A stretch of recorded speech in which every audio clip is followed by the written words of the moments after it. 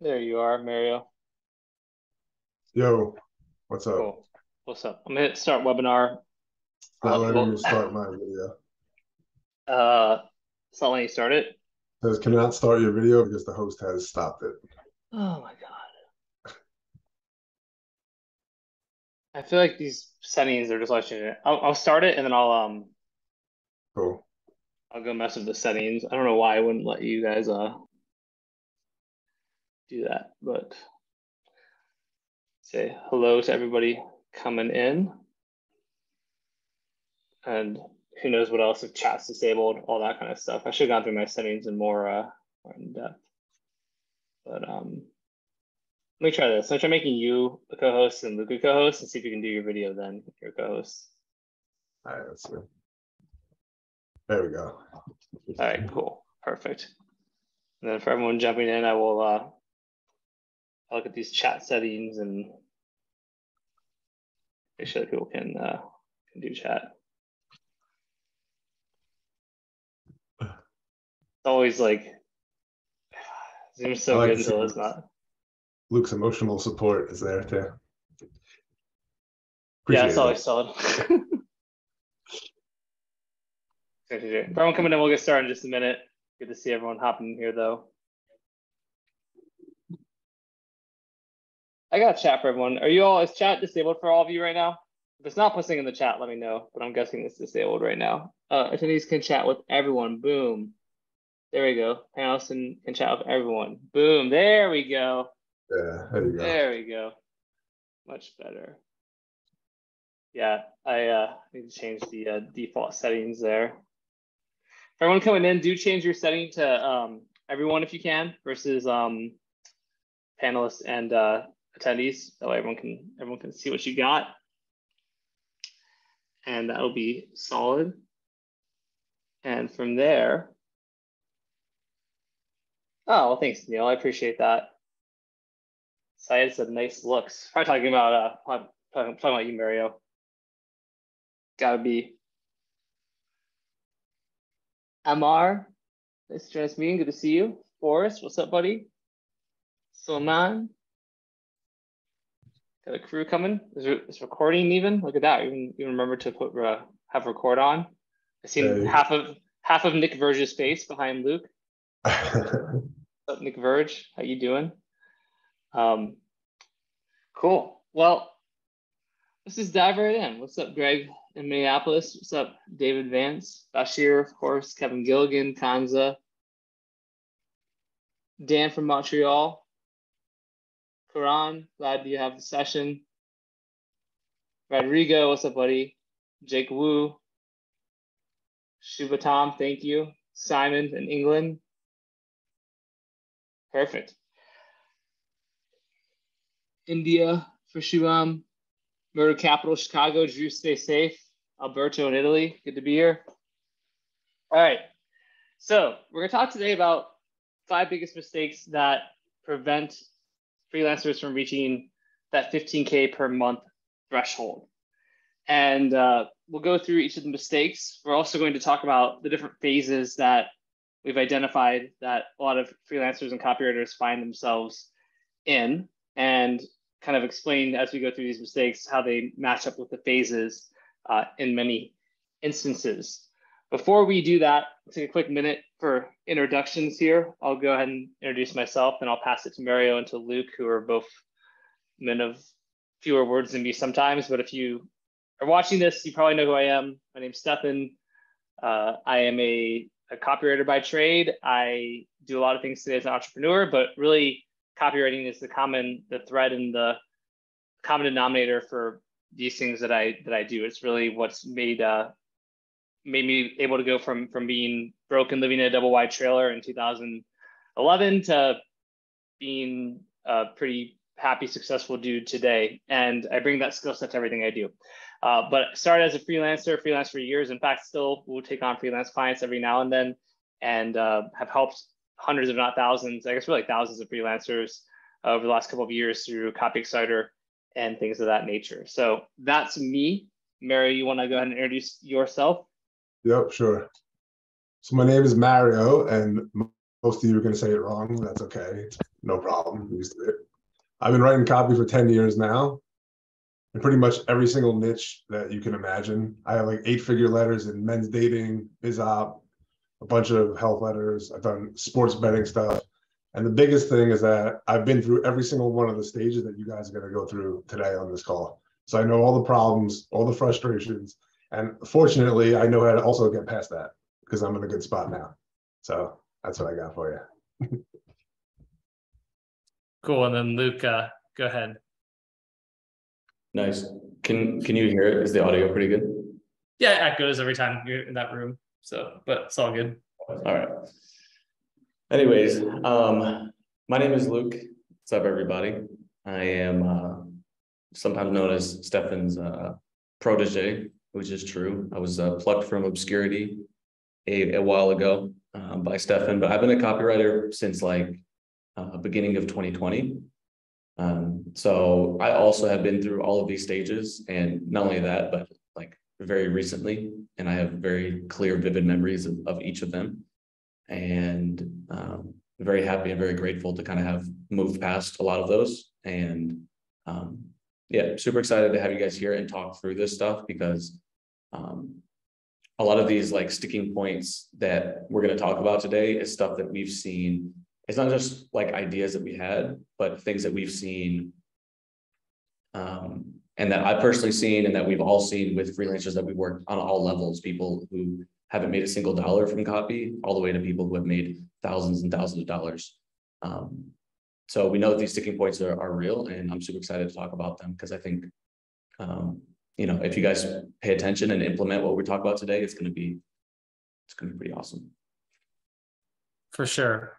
And you know what? Fuck it. Nick Verge, do you wanna say hi, introduce yourself? Nick Verge is a good friend of all of ours. He's an incredible, really highly successful freelancer and entrepreneur. He's also Luke's roommate now. And Nick helped us with some of the kind of phases stuff that we're going to go through. So since he's behind Luke anyway, rather than just have a creepy guy in the background, Nick, you want to quickly introduce yourself too and kind of say who you are? It would have been kind of funny if we just never explained me here, and there's just like this little vestigial twin attached to Luke right there. But yeah, guys, my name is Nicholas Verge. I started off before I even got into copywriting. I was in sales in like 2019, got really good at it. And when I learned that I could sell writing, which was like really my true passion, I was like, oh wait, this is like amazing. And so I went all in. I've been doing copy, I think, since 2020, at that point, 2019, 2020. And it's just been like an amazing journey for me. I personally think that like, my life would just be absolute crap if I didn't discover it. And really, you know, I think what's helped me go through all these different stages as well, part of, you know, when we constructed all these different archetypes, I was seeing myself in these different archetypes. I think a lot of what helped me actually move through them was a few different things. One was actually like surrounding myself with the right people in the right community who like push me outside of my comfort zone, because proximity is power. Two was like actually investing in people who could help me and not trying to figure everything out myself. And then three was just overall like just having that determination to just stay consistent and focused no matter what like the feedback loop was. Even if like I wasn't getting any responses from outreach or whatever, I was just always just hammering it. So those three things really helped me move through these different progressions. I think you guys are definitely gonna go. Yeah, I didn't prepare a speech at all. I just freestyle, guys. This is what I do for a living. Come on, guys. I mean, yeah, Nick definitely has the gift of gab here. Yeah. So too gifted. Very gifted. If you guys want to, I'll take us into the start of this. If you guys want to try and find a place where the echo is not so bad, just so the audio quality is better, frankly, might be a nice addition. But in the meantime, let's kind of dive in and go through this stuff here. So I had this on a very fancy Google Doc. I was like almost ready to make it into a PowerPoint, but I kind of ran up against the clock on it and decided not to worry about it, rather just have the content be good. Kind of got this from Justin when he and I would do webinars. Justin Goff, we'd like do the docs, and I was like, oh, but then really it's like much easier. So like I mentioned before, the topic here is the 5 biggest mistakes that prevent freelancers from reaching $15,000 plus per month. But we're gonna get to those mistakes in a second. But first, we want to talk about those sort of phases, or Nick called them archetypes, but really phases of the copywriter journey that we've been looking at and kind of identifying. The reason this is important is because, depending on where you are in your journey, different things are going to be most appropriate for you, different actions to take, different mindset shifts to make. Just it's kind of different depending on where you are, right? There's no one size fits all approach. And I think that's actually an issue with a lot of like copywriting mentorship and training out there in general. So here's the phases we've sort of identified. The first phase is the rookie. And if everyone can see my screen, right? Put something in the chat real quick, make sure you can, let me know if you can see my screen here. Good, yes. Okay, perfect. So yeah, the rookie, really someone who's new to copywriting and direct response, often naturally curious. Maybe if you're a rookie, you've heard about people making money with copywriting through Dan Lok, Andrew Tate, Jason Capital. You went in, but you really need like the fundamentals. You need like the fastest path to producing usable copy. You're usually best served by specializing in short form like emails or YouTube ads or Facebook ads. Probably need a lot of encouragement and reassurance because you're very early on and you sort of have some self-doubt about this and you don't really know what the heck's going on. And if you could produce copy that real companies could actually use, it would probably blow your mind. That's the rookie phase. There's 5 phases, but Mario or Luke, do you guys want to mention anything about that rookie phase before I want to kind of just lay out the phases for people. And then as you all are watching this, think about which phase you're in. But I think you guys want to add to the rookie phase here. Well, it's probably the most exciting phase. It's also probably the most terrifying phase. When you walk, like you just feel, you're just walking into this crazy fucking world that you don't even know like existed before. And you see like all these exciting possibilities, but then it seems like fantasy to you. Like you see stories of people making all this money and you want that, but like it takes a while for it to settle into where you're like actually thinking this is real. And the point is, like an important point is when you're in this rookie phase is to not get lost by all the hype and the promises that people make, and like realize that this is a real career that you're gonna have to put time and work into to get good. But if you actually do that stuff, you really can like live an amazing life. Yeah, it's kind of the phase where I think another interesting thing about the rookie phase is that it's not just a phase where you're like, is this possible for me? But also your friends, family, your spouse, other people are probably asking the same question. And while you feel optimistic, they probably feel more wary. They probably feel like you are going down some path that's gonna be a waste of time or money or isn't realistic. A lot of times you end up dealing with a lot of like doubters and people from your like friends from high school or college or whatever it is who don't understand it at all. So you see possibility, but it's also a phase where you're often can be surrounded by a lot of doubters too, which is an interesting part about it. So the next phase we've kind of identified is the student phase, which is a really interesting one because there's a lot of people who match that phase too. So, the student is someone who keeps reading about copy, buying courses, but putting off the act of actually writing copy. Never took on a client, has massive imposter syndrome, feels stuck, and then really needs to be guided from inaction to action so they can get better and actually work with clients. There's a lot of people. So for our Genesis program that we're doing, we have an onboarding form and we have people fill it out. And there's a lot of students in that form where it's like how many courses, what other courses have you bought, right? And it's like a whole bunch of these courses and you're like, okay, cool. What's your ability as a copywriter from a scale of 1 to 5? And it's like a 1 or a 2. What's your confidence? 1 or a 2, out of 5. So 5's the highest. And it's sort of, it's common. It's okay if you're in that phase, but at the same time, we got to get you out of that phase as well, right? And because at a certain point, theory only goes so far. You can keep immersing yourself in theory until the end of days, but really you got to get it into practice, right? And so that's the student phase. Mario and Luke, y'all want to add anything? Yeah, this is the sound better here? Yeah, way better, way better. Okay, good. This is a phase that like a lot of people, when we did the 8-week mentorships, a lot of people were in this phase. And one thing that I noticed about it is, so it's like, it's really almost like an addiction in many ways. And it's an addiction that people have to the learning, and it's almost like becomes a crutch at a certain point. And And it's good that you need the theory. You need to know those things. Yes, you know, there's other things, less pretty names you can call for it. One thing that I've started telling people who are kind of in this phase is like, you always need to be sharpening your sword, and you do always need to be learning. But the ratio of learning to action, in my opinion, is about like a 8 to 2. So 80% action and about 20% studying in theory. That's because, you know, it's so simple, but it's like you can't get muscles, you can't get in shape by reading about it. And so even the theory that you're learning, even the books that you're reading or things like that, unless you're actually able to apply them and unless you're actually able to have a context for them, you're actually not getting that much out of them.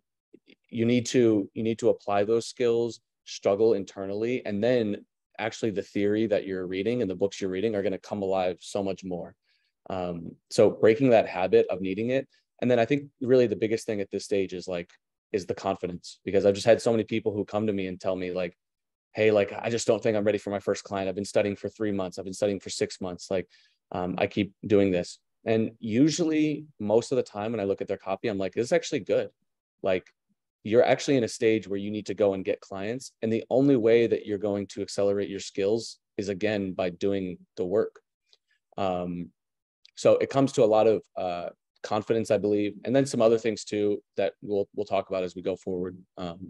But the biggest thing is confidence. But really, if you understand the fact that's like, being a student is a good thing, it's an amazing quality to have, and you should treasure that quality, but realize that you're actually holding yourself back from learning as much as you can if you're not using those actions. And if you can remember a ratio of 80% to 20%, I think that'll be helpful for a lot of people.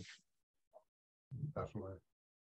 Yeah, that's great. I like the gym analogy because it's so easy to understand, but it's like you could read books about how to build muscles for the next 5 years, but if you don't work out, you're never going to build any muscles, right? It's such a simple way of looking at it, but it's so true. Same thing if you're copywriting, freelancing muscle. So yeah, I mean, imposter syndrome, we kind of played with these different syndromes here, where it's like, there's sort of like shiny object syndrome, there's imposter syndrome.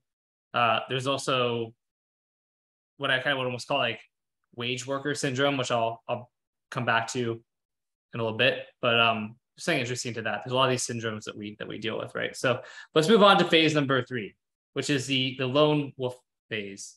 It's of course funny because I've always historically had trouble saying the word wolf, and yet we have it here. I said like wolf, like a dog wolf or something like that, but the lone wolf phase.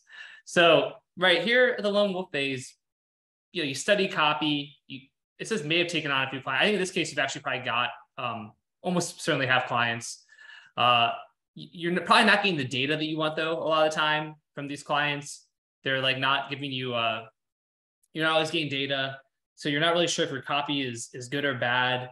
You don't get feedback on your copy except for sometimes from a client, but they're not even qualified to judge all the time. It's like random person, and they're like, oh, well, Sue in my office didn't really like this line of copy, and you're like, well, I don't know, does Sue know what she's talking about? Like, I have no idea.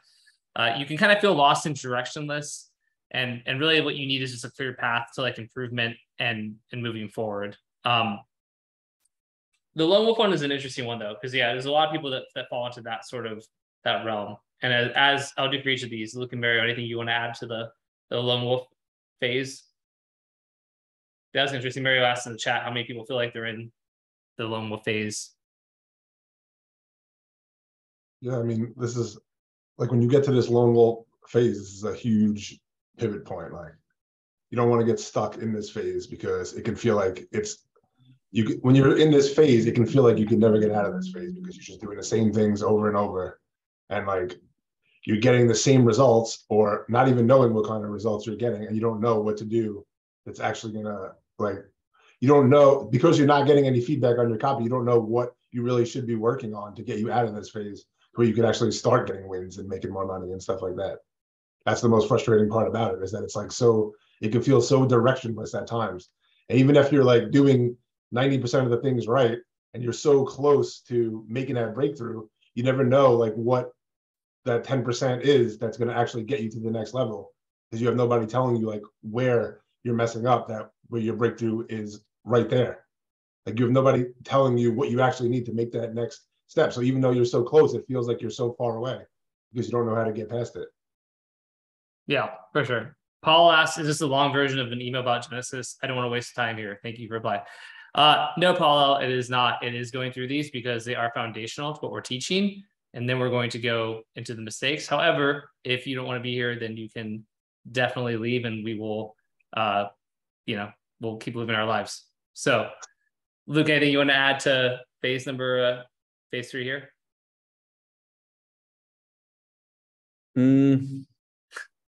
Yeah, not right now. I think I think you and Mario hit it, but the biggest thing is like, I would say this is, like Mario said, this is the turning point. I actually think that's key because I think this phase here can be like, it could definitely be one of the hardest and the loneliest.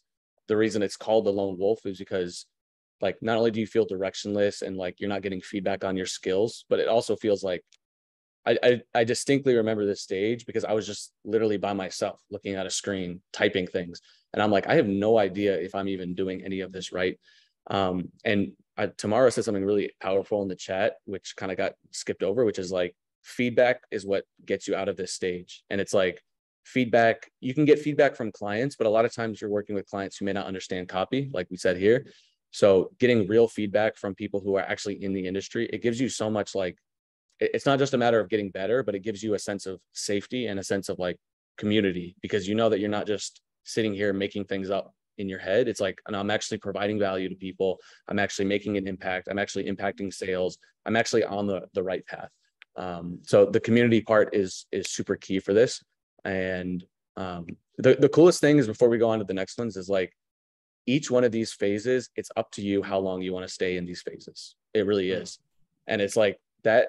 It's in some ways, it's like, it's harsh because it's like, man, I'm stuck in this stage. It's up to me to change it. But it's also very empowering because I know that even I had a pretty fast like career path, but I stayed in all these stages way longer than I needed to.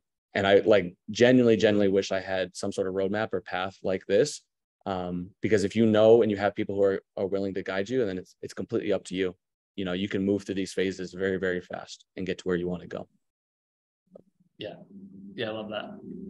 Well said. All right. So phase number 4 is the grinder. Someone who's stuck with an in-house role or agency work or too many clients. I think put in the chat if you think you might be a grinder. We'd love to hear. And this is where I talked about almost like wage worker syndrome, because it's almost like maybe it could be a mindset thing, or it could just be a something you're stuck in. But basically, you're trading time for money. But it's not just that, because even at $15K a month, you might be trading time for money, right? The challenge is more so you're sort of looking at like, it's not exponential money, right? The way that what I want to talk about here for a second is like, as a freelancer, like lots of us really, where a lot of people want to be is where they're not trading time for money, right? And that's like the goal of like the entrepreneur, the business owner, like the investor. It's like not trading time for money. That's a long-term ultimate dream goal for a lot of people.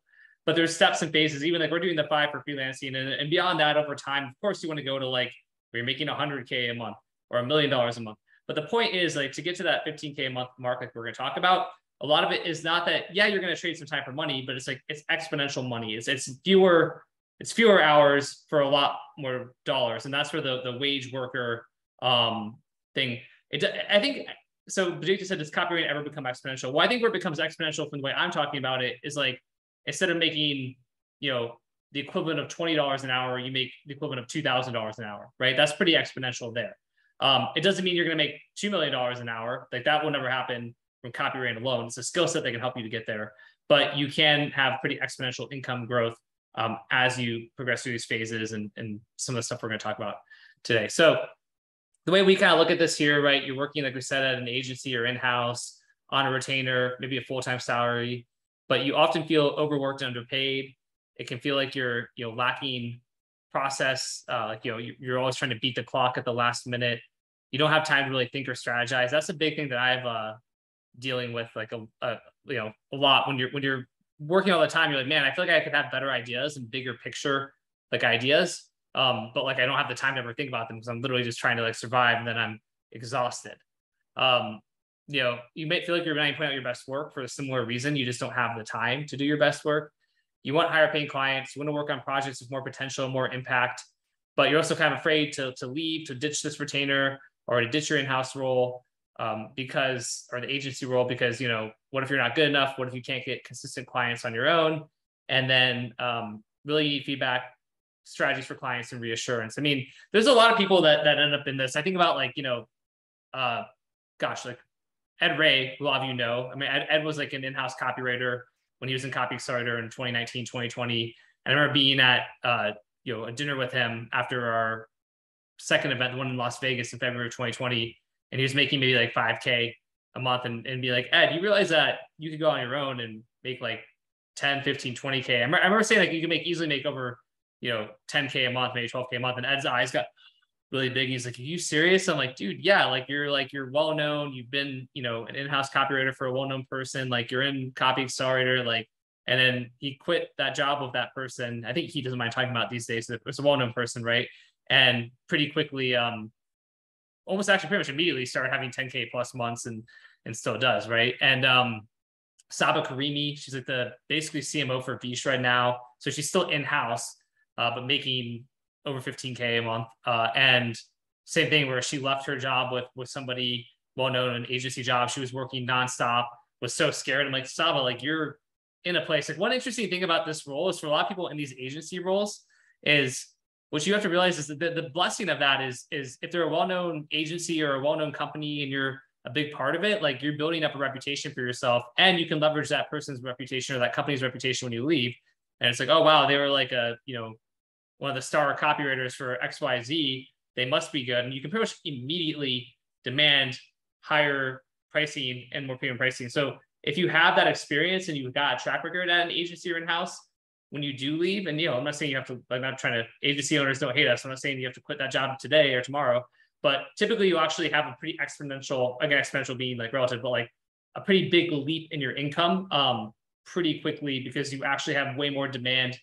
But the biggest thing is, like how we talked about, there's a fear of leaving, because what if that doesn't happen? I've got this, you know, nice, steady, consistent thing now. What if I leave and it feels like scary, right? And yeah, Luke and Mary, you guys want to add into that one before we go to number 5? Yeah, I think it could be really frustrating. The bad thing about this phase is that it could be so frustrating. But the good thing is that the people that are in this phase can easily just get out of it, like, very quickly. People, because you already put the work in, like, you learned what you're doing. You usually have a lot of experience.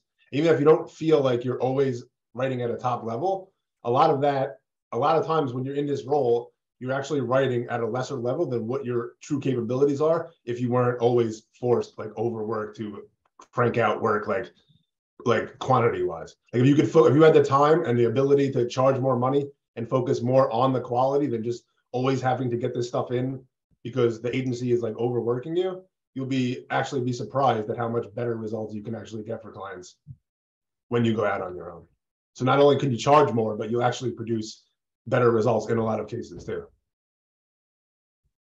100%. Yeah. And for myself, when I was in this position, I was working with an agency, and it was good. I liked the people that we worked with, but I remember literally writing, I think, 100 emails for a specific launch. And I only got paid based on how well the launch did. And it was like, the whole idea was completely flawed. So I ended up spending, weeks writing hundreds and hundreds of emails that never even got tested, that I never even got paid for. And, I thought that it was cool to get the reps in, and it is cool to get the reps in.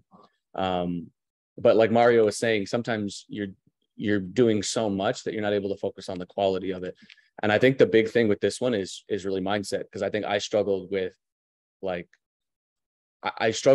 to charge more. It felt very, and the reason why is it felt very comfortable to charge less than what I could, because when you charge less, you feel like you have less responsibility. When you charge more and you put a higher price tag on it, you feel a little bit of responsibility. You're like, you feel that pressure a little bit.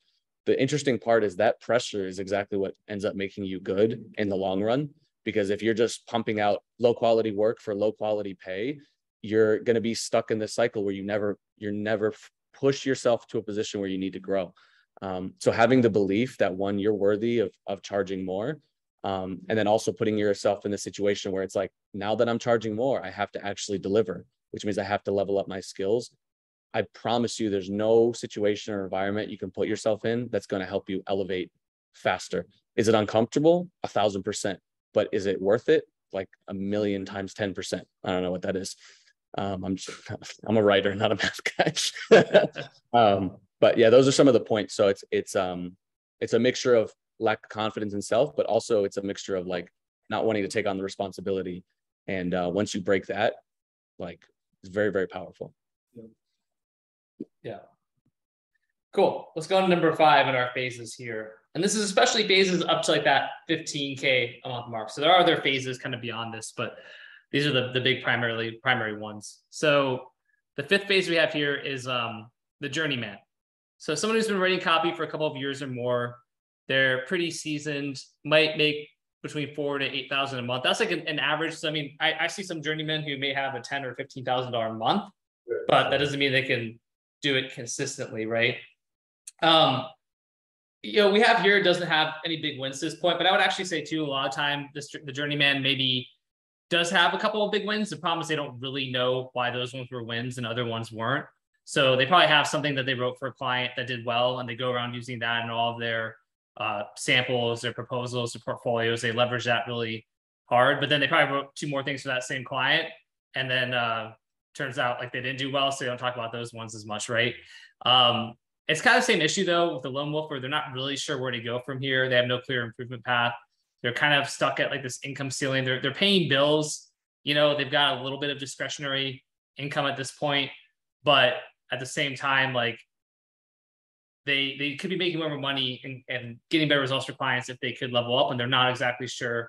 And they really just need to know how to produce better results, but they're not sure. And then really there's 2 types there where I've seen from Copy Starter, where there's those who recognize that and then are humble about it and want to, and learn to produce better results. And then there's the ones that become sort of stubborn and feel like, hey, I've been doing this for so long, I should just be making more money. And there's sort of an entitlement and a seat at the table that they want. And then frankly, those people you just see continue to like, they pontificate and kind of guru around and stuff like that.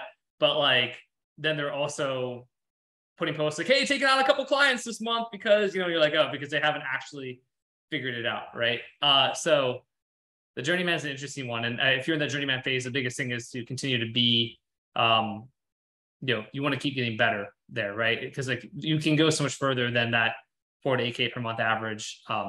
And you're really very close at that point. That's really where you can get to 15K in like, 90 days, 60 days at most on average, like averaging that. It's really usually one of the easiest places to make the leap. And I think one other thing I'll point out is like, sequentially, like obviously the further down you are, the closer you are to on average getting that 15K per month thing, right? I saw what Hussein said about the Genesis. Hussein, I'll answer that question a bit later on Genesis stuff. I want to kind of deliver content here, but you guys got anything to add to Journeyman before I do want to get into the mistakes, of course, and make sure we're getting into some of the meat and potatoes as well. I think a big point about this stage is that, like you said, people are good, usually like pretty decent at copy here. You can get people decent results, but at this point, you've been doing this for a couple of years, you probably have like set patterns that you fall into, and you can't really see your blind spots of like what you're doing wrong because of why, like what you're doing wrong that's not giving you that consistency in your results. You're probably making the same mistakes over and over. And like, if you work with a good copywriter who can see those mistakes right away and point that out to you, you'll recognize things that you won't be able to recognize on your own.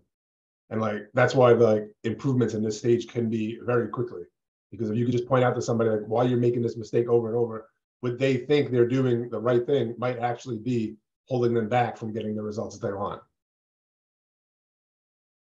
Yeah. Nick, I see you in front of the camera more. Are you going to add something, or is that just where the camera was? Okay. All right, cool. All right, cool. So that being said, let's kind of jump into these mistakes. But why is this important is because, again, I want to look at how these sort of mistakes can match these different phases. So let me go on to mistake number 1.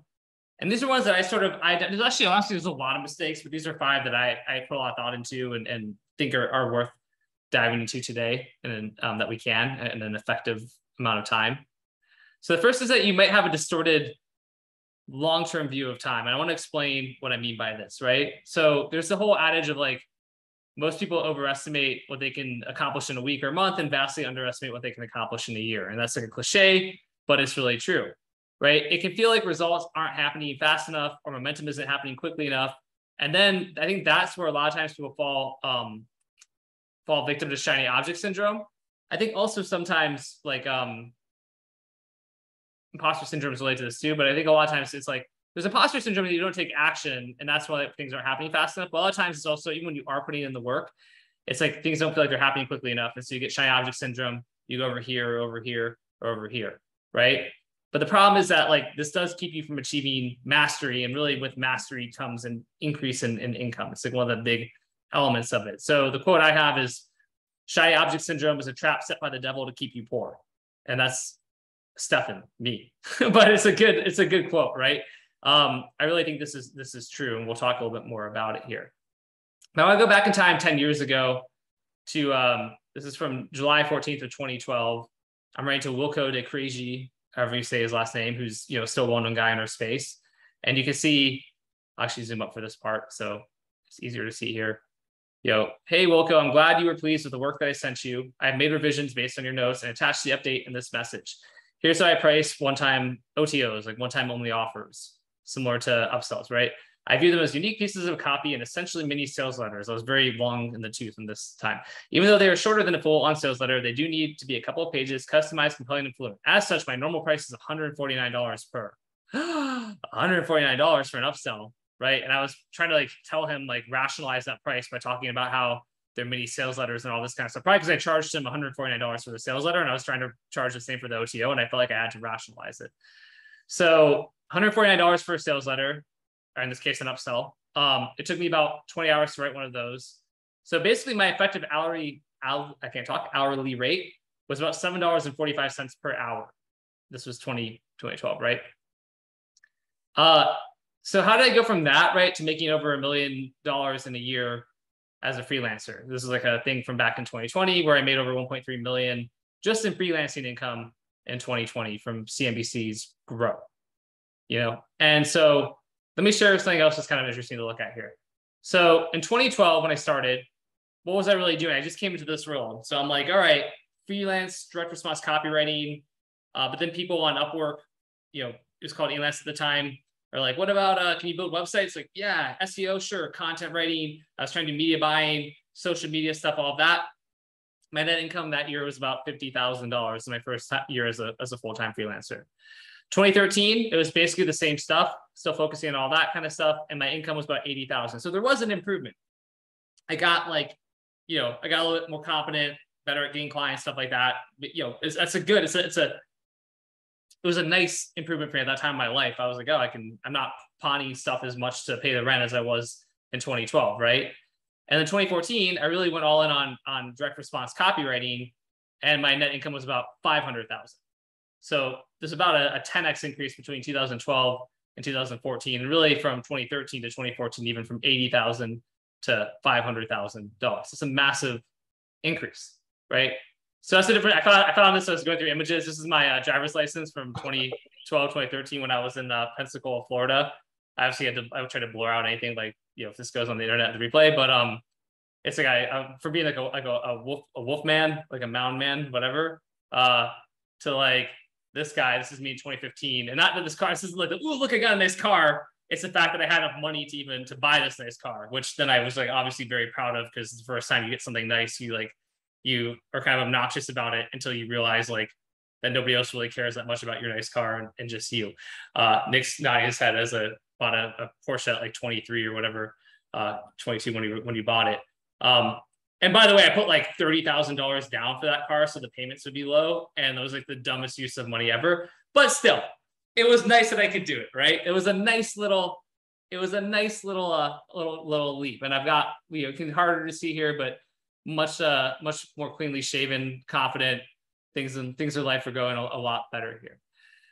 So I want you to note though, like the reason I went from 80 to 500K wasn't because 3 years passed by, because think of the grinder and the lone wolf and the journeyman and the student, these different archetypes. Right? Plenty of people have been doing copy for 3 years and they didn't have a leap like that. So the reason that I got the jump is really because it was like time, yes, like really focusing and getting better over 3 years, but then really focusing in 1 year.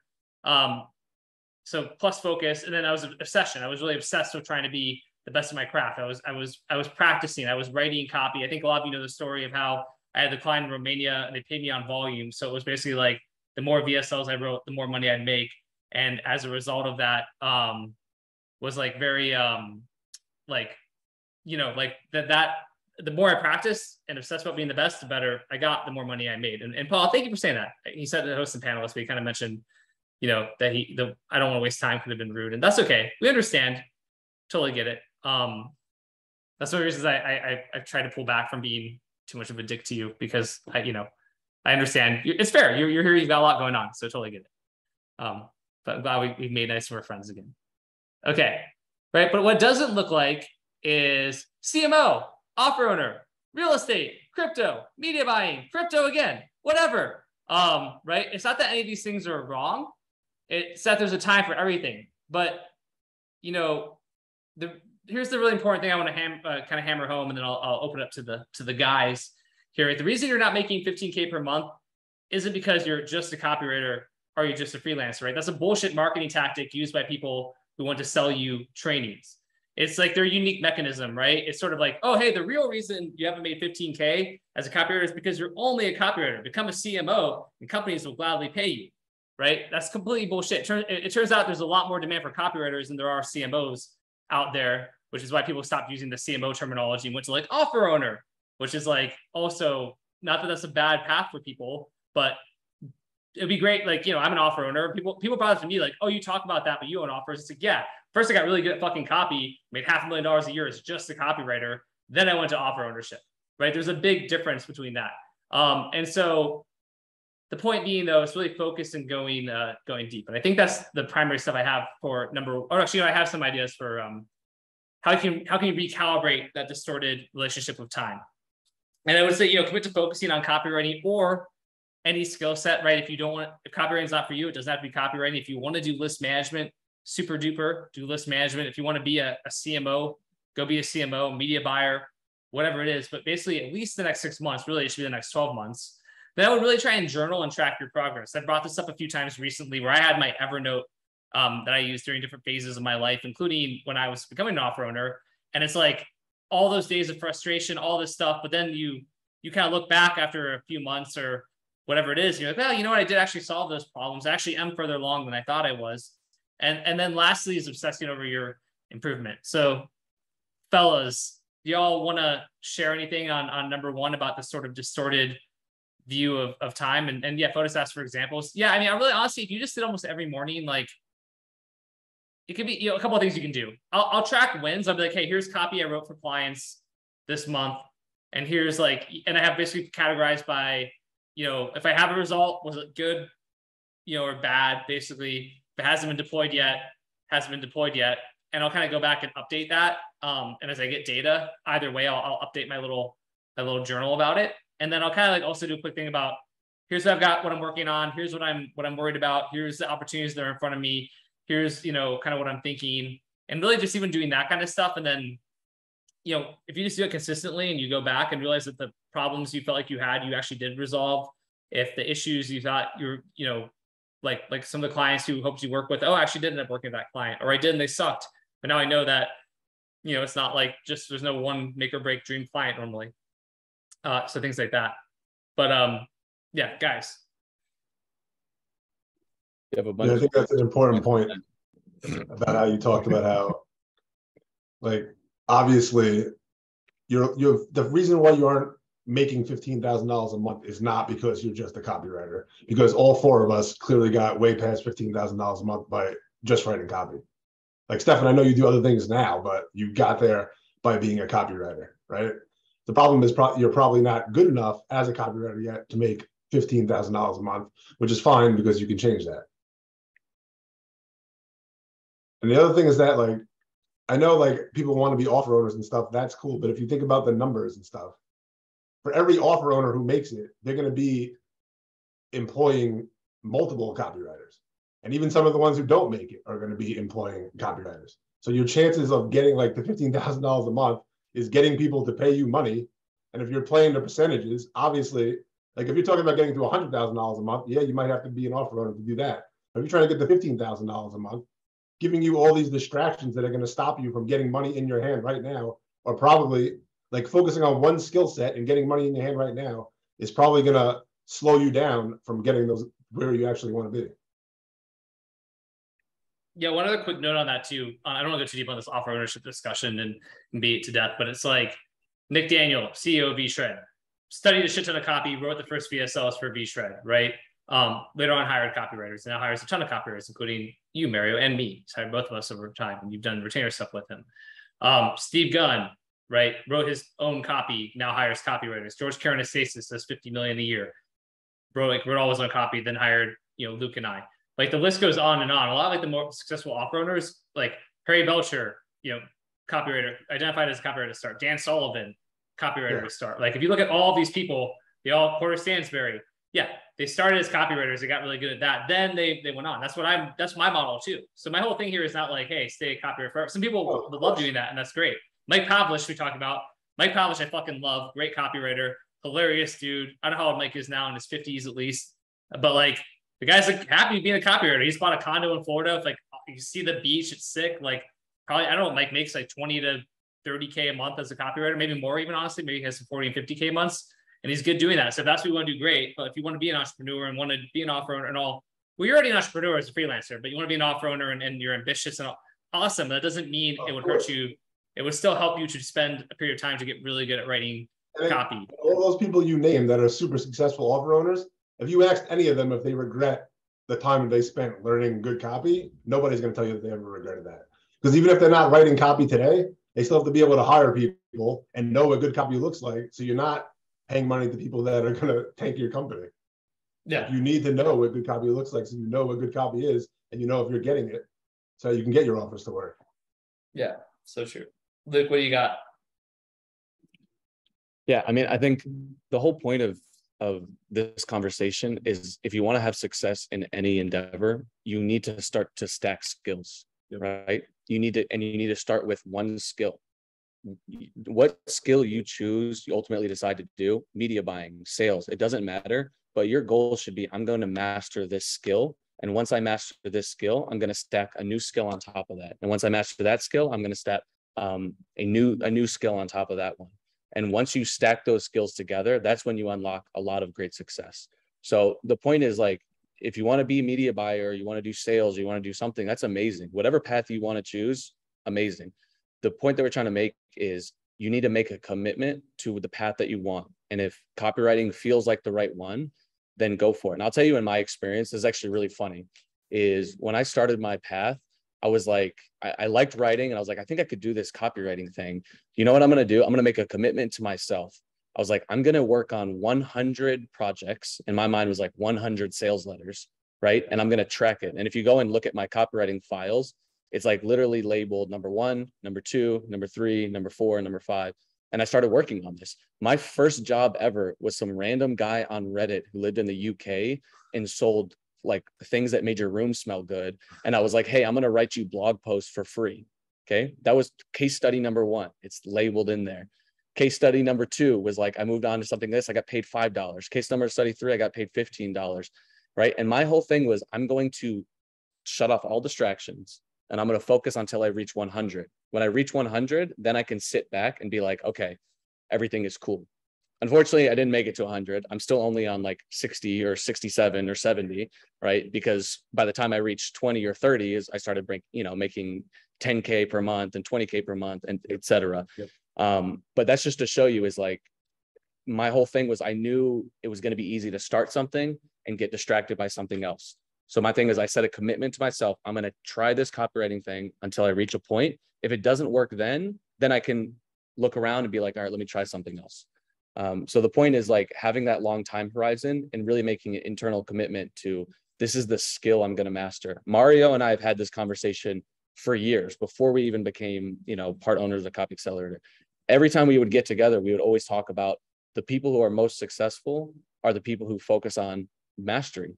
They love the craft. Yeah. They love to learn about the craft. They love to get better. They love to see results. They love to geek out about it. If you're obsessed with getting the skill right, then the money will follow from them. Yeah. Stefan, are you cool if I add something in on here? Go for it.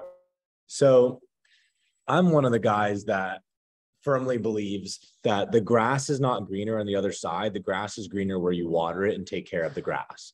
So you have no doubt, no lack of people saying you should go do this, you should go do this, because again, it's like what Stefan said, it's these marketing tactics. I'm someone who fell for that and thought, oh, I should totally go become a CMO. That's the best thing ever. So like what my life was as a copywriter was I would wake up, I'd be like, okay, cool, time to start the day. I'd be like, journal, read. I have like a cool little morning routine. And then like I'd write for a good amount of time. Then I'd go hit the gym, come back, write some more, eat dinner, go hang out with a friend. And then like the day would be over. Super awesome day, like super simple. And then I had this like, vision sold to me that a CMO is the best thing you should do. You have so much more leverage, you have equity in the company, and it's amazing. And I had this opportunity presented to me where this company was already doing $100K a month and they wanted to give me equity in their company. I think I got like 15 or 20%. And I was like, oh, this is awesome. And it's going to grow so much more. And so I go and I start handling this. But now my day was not just as simple as write. My day was wake up and they were like, hey, look at the ads. Hey, oh, actually, this isn't working. This isn't working. This is not working. Hey, we had this problem with our sales team. You need to listen to these sales calls. This, that. Like your vision and your focus gets scattered across all these different things. And just to be completely honest, like that's not an easy thing to do at all. That's actually very, very difficult to scatter your focus and still be able to stay consistent with it. And I honestly just realized at a certain point, like I felt like it was completely overhyped up because someone will tell you, oh, it's easy. Yeah, just go do it. And then you do it and you realize, holy shit, there's like a million different hats I have to wear here to do this. Whereas like when I was a copywriter, all I had to do was write copy, submit it, check on the feedback. And then like, hey, they'll look at the numbers and then they tell me, oh, this isn't working. This one is, could you rewrite this one? Sure. That's all I had to do was write. So I think that we have to also look at the fact that, all these different tasks, like how many of them are as simple as just write, like talk to people and write and learn about your skill set. That's how simple copywriting is. But all these other routes just get so freaking complicated the more that you go down them. And, I just don't see a lot of people talking about that because obviously no one's going to talk about the downsides of what they're selling to you. They're only going to tell you about the upside and the positive and everything like that. But with copy, yeah, sure. You need to get really good at writing and you need to learn how to write. You need to talk to people and you need to get out of that introvert box a little bit more. But like, to me, it's so much better than having to manage people and having to do all this crap and having to go all around. Like I would way rather do that than have to have all those responsibilities on my plate. So, that's just me.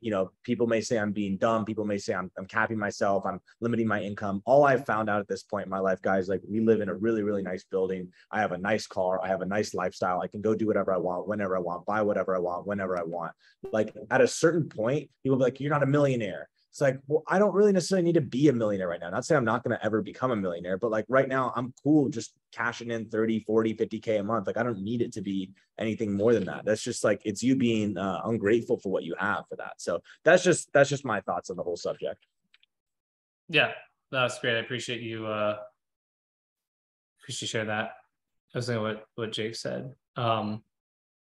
Yeah, I agree with that part too, Nick, Jake, but also what you said next to you. So cool. All right, let's keep moving because I want to go through it. Actually, I have like honestly this next part might take a little bit of time, but it's probably, I think, hopefully valuable. But I think mistake number 2 is if mistake 1 was about kind of long-term kind of horizontal relationship with time and the distortion there, mistake number 2 is kind of about the short-term, vertical relationship with time and a toxic relationship. Because I just feel like, the idea of like so many people say, I don't have time for that. And they feel pressed for time. The reason this matters is because then you go and you like end up rushing client work, or you feel like you run out of time and you're up against the clock, like we talked about. Or you kind of get burned out because you're working all the time. And because you're working all the time, like you get burned out, you don't do as good of work and you're not prospecting and you're exhausted, all these different things, right? So I really don't like the idea of like, I don't have time for that, because I feel like you never have time to begin with, right? You create time and you create pockets of time. You create moments in time. But I think you need to look at not as someone passive time passively happens to you, but that you are actively engaged and involved with time, and you're a manipulator of time, if you will. So this is for me, like I do these sometimes, and so I was like, how the fuck do you do this? So I was like, this is not even like a very complete list, but it's like in the last 2 weeks, I wrote 2 damn good VSLs, promoted Genesis to my list. I read Michael Dell's book, Play Nice But Win. I've read 50% of 2 other books, watched UFC fights on Saturday with Luke, Nick, Cole Gordon, Chris Stapleton, much people. Watched 5 ex-Padres baseball games. Baseball games are like 4 to 5 hours long because they're in the playoffs. Got drunk. I put 3 times, it might have been more than 3 times, but let's stick to 3 for now. Came up with a whole new feature for the Copystarter Pro platform that we're doing.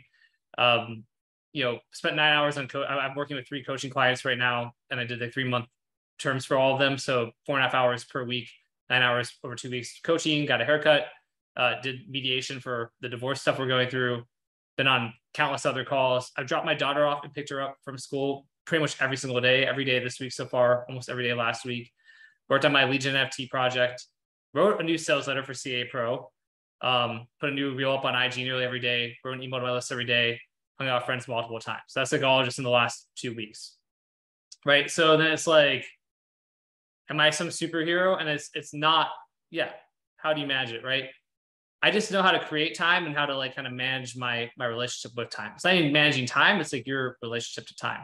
So I'm going to show something from a PowerPoint from a presentation I did. It's about 20-ish slides, but I hope this is really tactical, so I hope it's worthwhile. So let me pull it up here and I'll show you all what's going on. So let me pull this up. Give me a moment and I'll get it to this is from a talk about these sort of 9 excuses. So let me go to presenter mode for this here. Presenter view. Cool. So this is like sort of the same idea of like, there's not, enough hours in the day. Oh, you know what? Let's start in the middle of the wrong thing. Let's only start from where it's supposed to have actually started. So I don't screw you up here. Again, this is tactical, but this is really the way I manage my time and stuff. So hopefully this is going to be valuable to you all. Okay. So I kind of call this like also known as, I like to go on Facebook and pretend I'm working. I don't know how to prioritize. I don't know how to value my time. This talk that I do is like, I'm kind of yelling at people. So I'm not trying to be a dick with this stuff in here, but like it often can be that anyway. Right. But here's the thing, 24 hours can be a lot if you know how to use those hours. And so I want to share this process with you because it can change your life and give you back a lot of time and freedom. And I want you to, I'm going to make the recording available. So if you don't get every single part of this, I'll send out a replay to my email list and, make it available. So like on Sunday or Monday morning, I think Sunday's really better. You take like 10 minutes or 20 minutes to write out kind of every single thing on your to-do list for the upcoming week. And it might look like this. These are just the numbers or the letters don't matter. It's sort of like, I got to do this and this and this. Like here's all the stuff I got to do. Here, big ass list, right? All right. So then for each item, this is like the Eisenhower box component. If anyone's ever heard of this, decide if the items are important and urgent, meaning like, man, I have to get this done and it's urgent. I got to get done now. Important, but it's not urgent. Like it's really important. It's a big needle mover for me in my life if I get this done, but it could wait a week or two. Not important, but urgent. So it's like, this isn't really even that important, but it's urgent. I'm getting like phone calls. I'm getting, I'm getting hammered. It's urgent. Or it's like not important and not urgent. And so it's just something that's sort of, nice to have. So like I said, the Eisenhower box they have, way of looking at it, right? Important, urgent, important, not urgent, not important, urgent, not important, not urgent. So, right, so you go through your list and you kind of categorize them this way, right? Like, so, okay, we've got some of these are important and urgent. These are important, but not urgent. Some of these are not important, but urgent, and so forth, right? So for anything at number 4, that is, again, not important and not urgent, just like save those items somewhere if you want, but then get them off your list because they're not important and they're not urgent. So why are you worried about them? They're not important, they're not urgent. Why are you worried about them? You wrote them down. Great, go put them on an Evernote, put them on a Google Doc, save them away over here. So now your list goes from looking like this to looking like this. That's already a big difference, right? Cool. So for anything in group number 3, that's not important, but it's urgent. Like, okay, it's urgent, but it's not even important. So why are you going to prioritize doing something unimportant? So same thing, save those tasks somewhere, delegate them if you have an assistant or something, or like, whatever it is, and then get them off your list because they're not important. There's lots of urgent things, but they're not important. So who cares if they're urgent? Everyone, the more you grow, the more people are going to demand your time, the more demands you have for your time, the more things are going to be urgent, but they're not important. It just doesn't matter. That's one of my biggest secrets to success. And it sucks because sometimes it means not replying to people, not following up, things like that. But like, kind of is what it is, right? So, okay, now we went from, here to here. So how much less anxiety do we have already looking at this list versus the first list that we looked at, right? This is going to come directly to copywriting, and I'll show you how in a second, right? Okay, for anything in group 2, it's cool. You're working on important stuff in your business or your copywriting career or whatever it is, but these things aren't urgent. So they're not urgent. Why are we going to do them? Save them somewhere else, get them off your list. You can schedule them later. Now we go from this to this. And this is pretty accurate. I want you to take a second to appreciate the difference already on this though, right? So it's like, okay, we started here, now we're here. And all we did was get rid of like everything that wasn't important and urgent. This is the power of the Eisenhower box. Now in this case, right, so you're with an agency, you've got retainer clients. You want to, it could be that you want to study clients, you could be working on a VSL and have emails to do. But like with an agency, there might be 10 other things like, hey, we want an email. I got to follow up with this person. Somebody hit me up about a potential thing. All that kind of shit that gets, is on our mind. But if it's not important and urgent, truly, then it's off the list. So then I go through those urgent, important tasks and I rank them. What I love about writing VSLs or any type of copy, honestly, but for me, it's VSLs, is if I'm against a deadline on that, then it becomes kind of de facto the number one urgent and important task. And it actually provides so much structure to my entire day and my entire life that I'm a way more productive and better person when I'm writing copy regularly for clients, which is one of the reasons why lately I've actually been doing more VSLs for clients, because now I'm like, that's urgent, important, it's high priority. So in our example here, let's say you rank them, right? This is the first most, this is the second most, the third most, the fourth most. And I would do this for up to 4 to 5 tasks, but really rarely in any week, it's unlikely or rare that you're going to have more than 4 to 5 tasks that are truly important and urgent. So after you've done that, we take our most important and urgent tasks and we figure out how many hours it's going to realistically take for us to complete the task.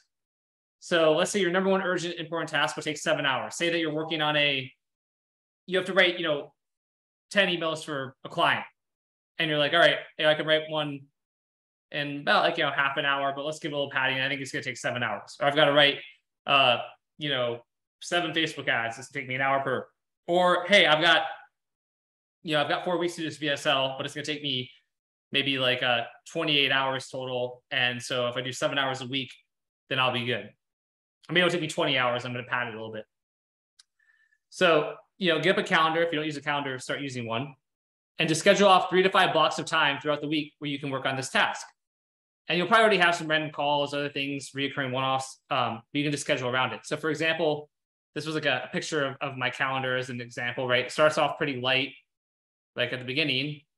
And then it's going to take 7 hours for this task. So, okay, 2 hours on Monday. So this is a VSL I'm writing. I'm going to work from 9 to 11 on Monday on the VSL, 9 to 11 Tuesday. I've got this thing here and I've got my daughter in the morning. So I'm going to work from 12 to 1:30 on Wednesday. I can't work quite as long on this VSL.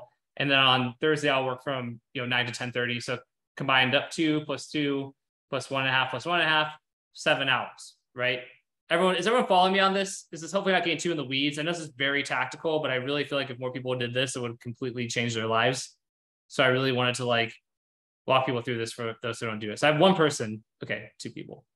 Okay, follow, good, perfect, great. So really all we're gonna do now is repeat, right? So basically, say the next task takes 8 hours in that same week. All right, cool. So here's number 2. So I've got a gap here. I might have an hour here. Wednesday or Tuesday, the days are getting kind of crazy. I'm not gonna do anything for it. Wednesday, I've got an hour. I got 2 hours here, and then I might need 2.5 hours on Friday. Right? Okay, cool. And then usually this is the way I would distribute is you don't have a bunch of stuff that's all going to take like 8 hours. It's usually a couple of the urgent important things are only going to be a couple hours long.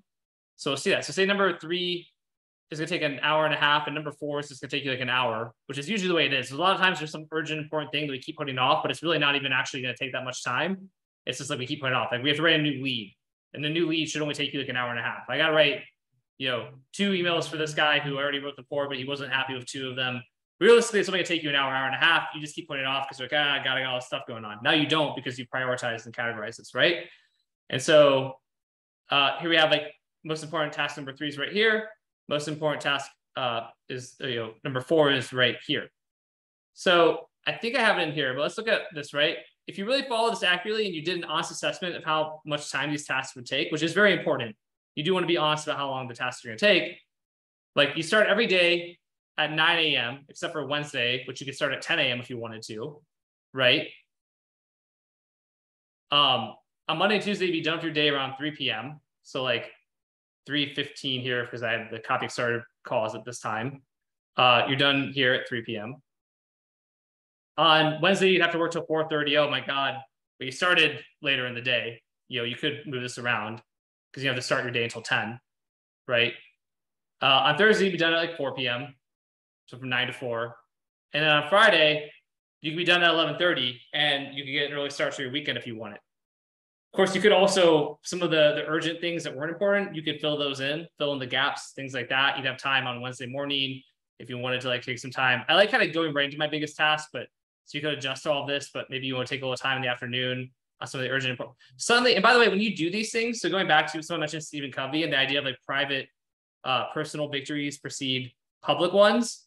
Like if you actually follow this and you've gone through these like big tasks of yours at this point in your day, and then by this point of your week, you're feeling so confident and good about yourself, and you're so in control of your time, and you're so not stressed that all the other random stuff on your list, you start knocking that out in minutes, because you're just like, your whole mindset and your whole self-conception shifts because you're a person who gets stuff done, right? And yeah, there's big chunks of time, like I said, for recurring calls, free time, things like that. So, I like the free time, by the way, because it gives you a buffer to kind of dick around, respond to emails, check Facebook, whatever it is, right? Go to CoinMarketCap and look at crypto. And as long as you're disciplined about your stop times and kind of feed your ADD, but of course, if you find yourself getting distracted in those gaps in the schedule, you might want to adjust your time too. And then lastly, you do have plenty of buffers. So you have that whole day Friday. I mean, God forbid something happens. All right, you got to work a bit longer on Friday, but now you've got more time available, right? So hopefully that makes sense. So I wanted to share that. And I know there's a question. Fotis said, how important is deciding the time a task project will take? I struggle to decide with some projects, some relatively new. Fotis, I would say like, I would err on the side of taking longer. I would basically, and with experience it becomes easier, but I would give it your best estimate when you really think through it. And by the way, the more you think through it, you're also visualizing yourself doing the project. And the more you visualize yourself doing the project and kind of thinking about the plan for the project is, the less you're going to get stuck, because now you actually know what you're supposed to be doing with the project. But I would add in cushioning. I always add in a bit of like padding. I assume it's going to take longer than it does. And then there's that whole Parkinson's law that will take however long you give it. But I mean, also at the same time, if I know that I could be, if I know I'm done working at 11:30 on Friday, right, then it's like, I'm pretty motivated to be done by 11:30 on Friday. Because if I actually did that and I made good money, and now I can just go golf or spend time with my family or go get dinner or go get drunk by a pool or whatever it is, like that's a really good motivator. And by the way, the big thing there too is like that what I just shared, that really helps you to avoid burnout. Because again, I think a huge thing that we see, Luke and Mario, is copywriters who are really slow and they get burned out because they don't do that. So they sort of just, every day is just like an endless day ahead of them. And they sort of don't have a start time. They don't have a stop time. They sort of stop when they're done. They don't know like the weekends if they're going to work or not. They don't have it planned out. And so that's where I think the burnout happens, because you sort of like don't know.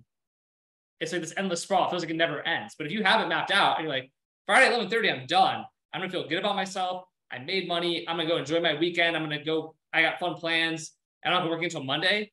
It's a lot easier to like, just like crush your week, because now you're working towards something. You're working towards like the other part of living, I mean, I love work, but you're working the part of living your life, having fun, family, friends, social relationships, whatever it is. So I'll pause there, but yeah, Luke and Mario, you guys want to, do anything to add to that one? The other ones are not as long as this one. This was one of the longest ones, but it's important because I really want to share that with people because it can be so life-changing. That's a good point. And speed as a copywriter is something that you could develop over time. You can get faster, but it's really important while you don't have that speed yet to make sure that you like schedule your actual important task, like you said, because like falling behind on things when you're fast is not as big of a deal as falling behind on things when you're slow, because it's way harder to catch up. And I think another point that you said that was really important was that people may not have enough time to do all the things they think they have to do, but they definitely have time to do the things they actually have to do. And there's a big difference between those two things. Like once you eliminate the stuff, like using that framework that you showed them, once you figure out when you make everything that's on your calendar actually have to earn its spot on your calendar, you're going to realize that you have more time than you thought to put into the things that are actually important versus the things that you think are important. So that's an important like distinction to make. Yeah. Cool. Luke and Nick, guys, got anything you want to contribute to that? Or should we continue on? You're muted right now. If you We can continue along. Okay. Answering some of these Q&As. Yeah. I mean, I have questions, but I put it here, like the top freelancers control their time, right? I think that's really important. Like they know how and when they're going to write, study, revise, prospect, all that. You know, Brian Sparinello is amazing at that. Brian Sparinello is like itemized down to like the minute in his days.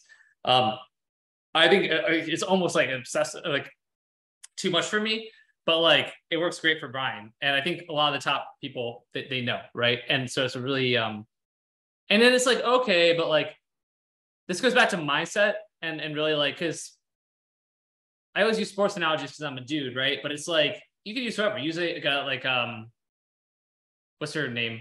Who's the godmother, like the Jenner, like Kris Jenner, right? That's like the Kardashian mom. Chris, yeah. Yeah. It's like, dude, I remember her talking about, I saw her talk, at 100 Million Mastermind, and she talked to this room with us, and like, she's about how like she basically has like an itinerary every day of like where all of her kids are, what they're doing, like schedule by schedule. She has her own itinerary. She's basically like following like a schedule like every day and has like it all blocked out and itemized, right?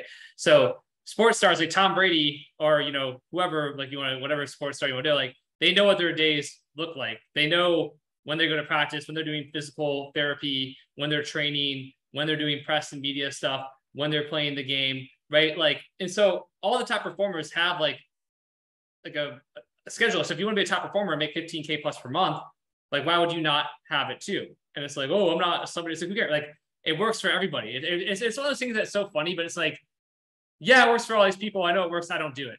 Right. Like I'm that way stuff, like meditation. I'm like, I should meditate. I don't really meditate. Breath work. Every time I do a breathing like exercise, I like feel so much better. I'm like, oh my God, I should do breathing exercises regularly. Don't do them. So I get it. But there's certain things where like this is just so powerful. I really would urge people to try it. And it's funny, a lot of people don't do it because they think it takes time to do it, like to set that stuff up. But that stuff takes minutes to set up, and it ends up saving you like countless hours. So like it's actually, it might take time, but it's giving you like 10x or 20x of that time back. It's like the single biggest difference to where, like I'm working a lot right now because we're launching these new programs and I'm just in build mode and I've got more time because of like Laura and I separating to where I've got half the time to like, I don't have my daughter and I'm, whatever. I'm just in that mode right now. But like most money I made ever in my life was like 2021. And I was like probably working like 2 hours a day. You know what I mean? And part of it was because of like investments and other things that I had set up and built. But like also part of it was because I was just so freaking effective. And even the fact that I had investments and things I was able to do because of all the money I made doing that in 2020, where I started doing this. And I just became so much more in control of my time. So, all right. Number 3 is that you're missing a measuring stick, so to speak. And this really just comes back primarily to like feedback and seeing having people tell you where you are, like peer, not just like random client, but like, peers, other copywriters, people of that nature. There's a reason that I've stressed feedback for such a long time. But if you're not getting feedback or other eyes on your copy, then you don't know how good you are or you aren't, and you don't really know how to improve. And this is such an important thing, right? Again, so many people feel like going back to the phases, like if a lone wolf, even a journeyman, the rookie, almost every phase, like one common issue is you really don't know how good you are. But if you don't know how good you are, then, if you find out you're better than you think you are, you can immediately start charging more money, right? Also, if you're not as good as you think you are, and you're getting feedback, you can immediately, and it's good feedback, you can immediately see how to improve. So you get as good as you thought you were, and then start charging more money. It's one of the most important things. So, you know, like I put it here, yeah, if you don't know how good you are, it's hard to charge high rates. If you don't get better, it's hard to charge high rates too. And it also makes you move slowly because you're always second guessing yourself. Even when you write a piece of copy, you're revising it, you're like second guessing, was this actually good? Is this, am I on the mark? Am I off the mark? It's like if you have like experienced people just look at this stuff and tell you, yeah, you're good. No, you're off the mark. That's a lot better than spending like an hour or two agonizing and second guessing yourself and wondering about if you're on the mark or off the mark, right? And this is an example. I literally did it today prior to this call. This is from today, 9:39. I finished that VSLS for a hair growth like device for this big 9-figure company. I want to get the Google Doc link off of that. People go to, I have to change it to a different link. So I want people to go, swipe my copy on this one because I literally just finished it. But I'm like, hey, here's the VSL. Just got to finish proofreading, adding a few more citations. It's short, and by short, it's like 5,500 words or so right now. I feel like it's solid. Would love your guys' feedback when you have a sec. In case I miss anything or you think it sucks, jumping on, prepping for the call now, which is the call that we're on together. Mario checking it out. Don't know if you addressed this yet, but see the pic of the bald Hungarian scientist. Definitely stopped me for a second. Thinking to address that head on, maybe as to why he was interested in this, because there's a bald Hungarian scientist in this involved in the story of this hair thing. And I'm like, oh shit, that's a good call. I could just remove that. The picture is not that important, right? So I just want to share that with you guys that like I'm like considered one of the best copywriters on the planet, right? And like I'm like, I got my boys here. I'm like, hey, is this is this good? Is it wrong? Mary actually made another comment after that. Even the mechanism for this, I was like, I'm kind of feeling stuck. Here's what I'm thinking. And like, so having people like to look at that stuff for you and help you. Like, Mary, you probably saved me from, you were probably the difference between me finishing that VSL this week, like today on Wednesday, and maybe not even being close to done with it, because I was overthinking the mechanism stuff so much on it. And then Mary was like, you're being dumb. Like, you don't have to do any of that stuff you're talking about. Just like, here's what you can focus on. You already have that part. And I'm like, oh yeah, you're right. Wow, that's so much easier. And then I could write it. I wrote it really fast because I got out of the weeds. It stopped me. But people go back to like, I researched for too long. How do I know when my mechanism's good? How do I stop looking? How do I like, I'm over researching. And it's like the power of feedback is just so insane, right? Because it like then instead of me spending another 10 hours in the weeds and then being even more confused and frustrated and having like a negative energy towards the project, Mario's like, yeah, you're good. I'm like, oh yeah, okay, I'm good. And then I'm like, oh god, I'm gonna finish this pretty fast now. This is great. Thanks. Yeah. Even the best copywriters in the world are still not like immune to having blind spots. Obviously, you could figure that out if you were looking at someone else's copy. Like if you cloned yourself and had another Stefan looking at your copy, obviously you could tell the one who wrote the letter, like, oh yeah, you don't need any of that stuff. But when you're actually writing it, like you can't really see like the big picture of stuff. You're so immersed into things. That's why feedback is so important. Like getting feedback from people that like, or even if you're good, like even if the person that's giving you feedback is barely better than you, just the fact of having an extra set of eyes who isn't so close to the project is super invaluable. And I've always had, like, I always say that's why I got good. I've had feedback right away. I wrote one sales letter in my life off some random guy off ClickBank. Like I started my first client ever.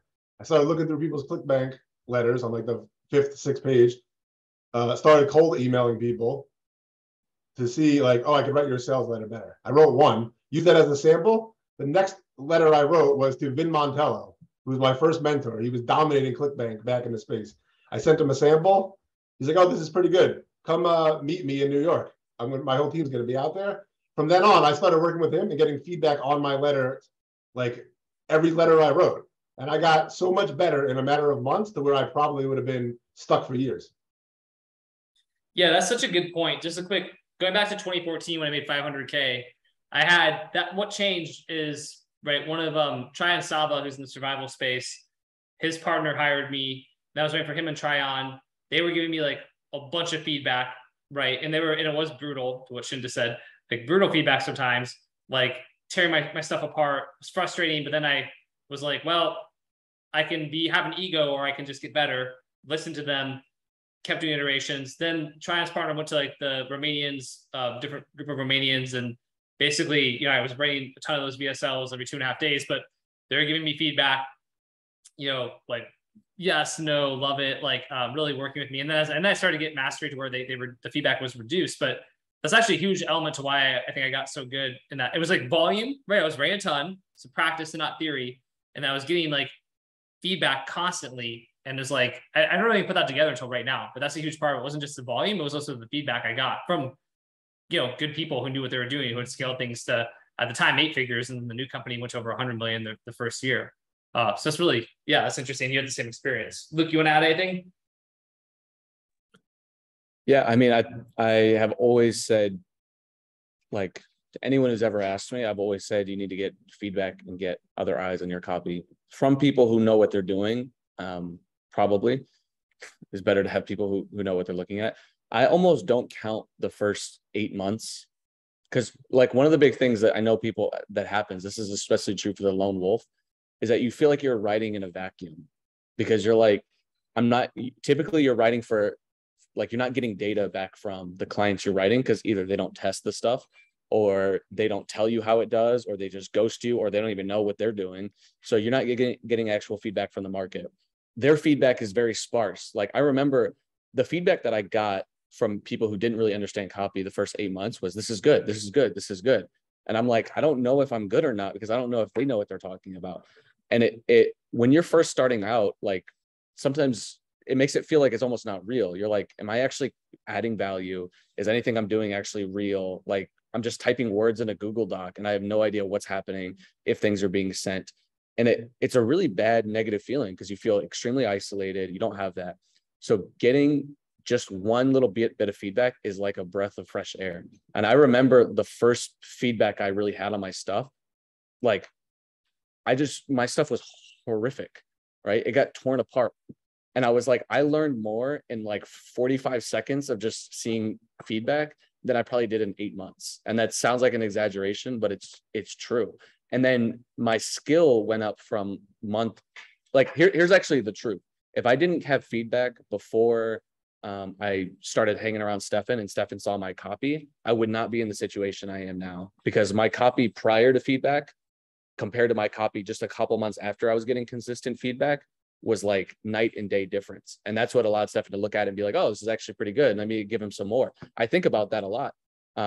It really was the difference. So it's key. And the feedback, we'll talk about Genesis, I'm sure, but the feedback stuff that we have going on in Genesis, like, it's going to be awesome. That's what I'll say. We'll talk about the details of it, but it's going to be very, very incredible and very, very targeted.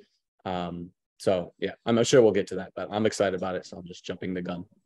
No, it's okay. I mean, it's in a way, it's a good place to talk about it, but it's, the feedback is like, and Luke's taken the helm on it, like, and kind of, we have like a name for it. It's called the Oracle system. And it's basically a way for us to give you, we're not gonna go into like all of how it works, because honestly, it's like proprietary.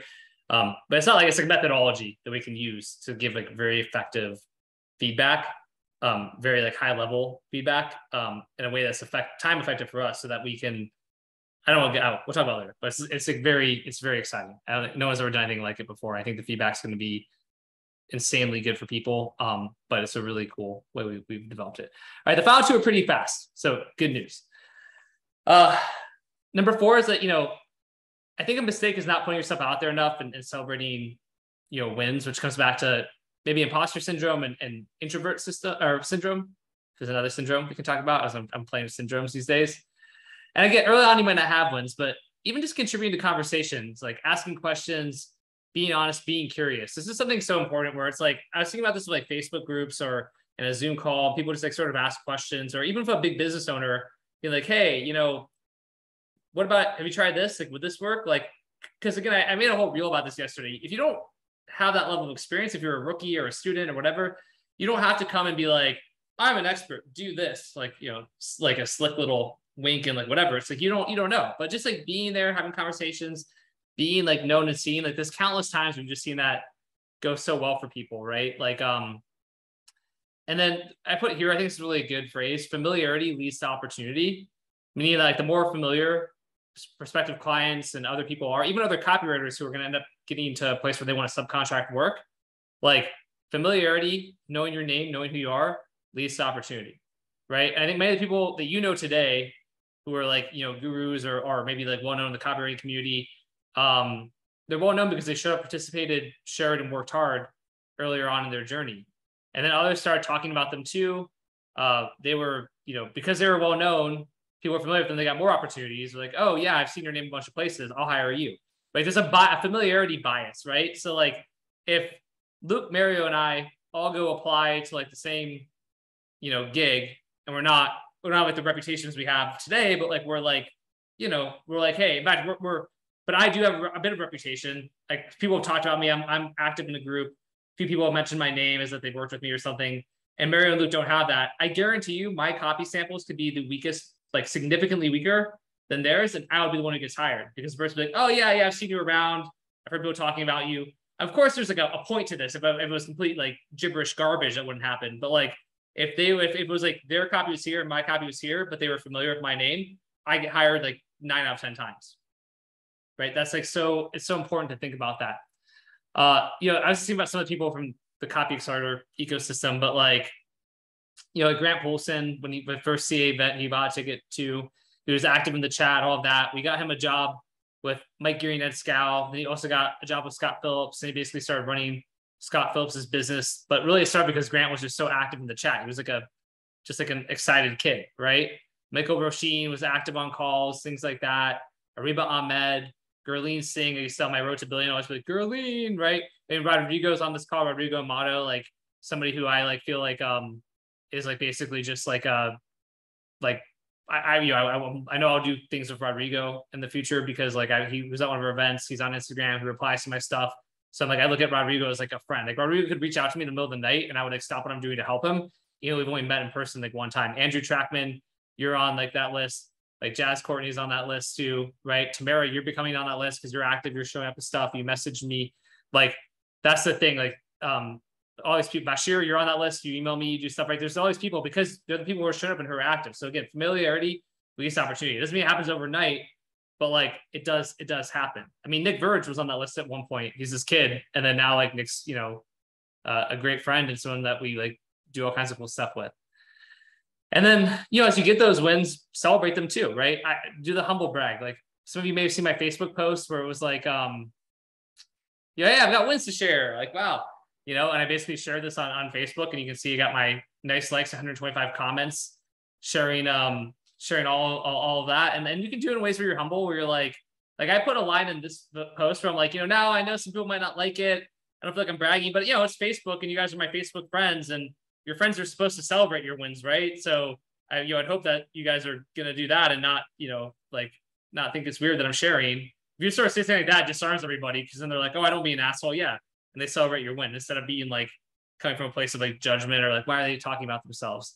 And have others do it too. Like Alan Saltnick, right? Just gave Andrew Tennant this big shout out. Andrew got a 50K gig. Wasn't specifically from Alan's group, but it's Alan. So of course he's gonna do what he's gonna do. But I think Andrew got like an email gig from the Nothing Held Back jobs board and then turned it into a 50K thing. But the point is, Alan posting that for Andrew, who's by the way one of the coaches in Genesis, like, how much credit does that how much does that elevate Andrew in your eyes, right? The Andrew got a 50K gig and he's not the one saying it. Alan Saltnick is the one saying it and congratulating him. So like immediately Andrew Tennant, like elevation, right? That's a really big and important thing. So yeah, it's celebrating your wins and then like being, sharing them by yourself, showing up and being active, and then also like letting other people be your hype man too. Like Justin did it for me back in the day as well. I've done it for Luke and for Mario, right? And then Luke, I used to call Luke my protege, but now I call him like my business partner. But for a while, it was good for Luke to be my protege. Now I say my former proteges turn business partners sometimes too. But there's like an evolution that happens. But there's a lineage of hype people. Have a hype man or a hype woman as much as you can. It's a huge game changer because no matter how much you say stuff and how great you are, which you should still do, you should share your wins. But when other people do it for you, that's like a huge needle mover. And then the very last one, and I do want to talk about Genesis before we go on for 5 million hours on this. It's really, I put not asking the right questions, but really all I'm saying is like just following up, like asking for more, like here's one I just did for a client. I know it's tiny, so I'll zoom in a lot for this one, right? This is from 4 days ago. Hey, blank team, here's a new VSL script. Whoopsie, you want to show that document too. This was, entirely Mario, because Mario wrote this one here. I don't have to do squat for it. And I think it he hit it out of the park. I hope you feel the same way. Also, right now I'm discreetly fishing around for one more personal VSL client. If you have any projects coming up or want to get something going prior to the launch of the new year, let me know. I'm in a VSL flow state right now, so could turn something around in under 4 weeks. And also I want to generate some revenue state since we've been going through a transition period in Copy Accelerator for the last few months because they know about Copy Accelerator. Either way, excited to hear your feedback on the new script. Right. So that's like literally from 4 days ago. I'm still doing it. I basically just share that to be like, I'm not ashamed to do that. Right. And that's like the best time to do it is like to ask when you just give them copy and they're happy with the copy. That's the best time to be like, all right, I'm ready for another one. What do you got? It's such a simple thing, but like, that's the way too to like, because sometimes like the lack of consistency comes in because, you sort of give them something and then say bye. Like I'm shameless about it. I've actually done it twice in the last 2 days. Those people reply back, ask like I'm talking to them, might hire me. And then other one will definitely hire me in the near future too. So it's extra 100K I'm going to get from basically just asking for it. And you can't rely on other people like to follow up with you. Like you might, in a perfect world, you'll write something for somebody, it'll crush, they'll come back and tell you all the time. That's not what happens. Just because you don't hear back from somebody doesn't mean that they're not like happy with what you've done. I can give you a great example of this too, because I remember early on when I wrote something for VShred, then I got busy, they got busy. So it was like 2 months or so before I started talking to them again. And then I emailed Matt to find out how that thing was doing. I was like, oh, I never heard back on that.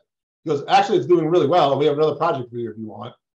So then just from sending that email, like if I never sent that email, who knows what would have happened, right?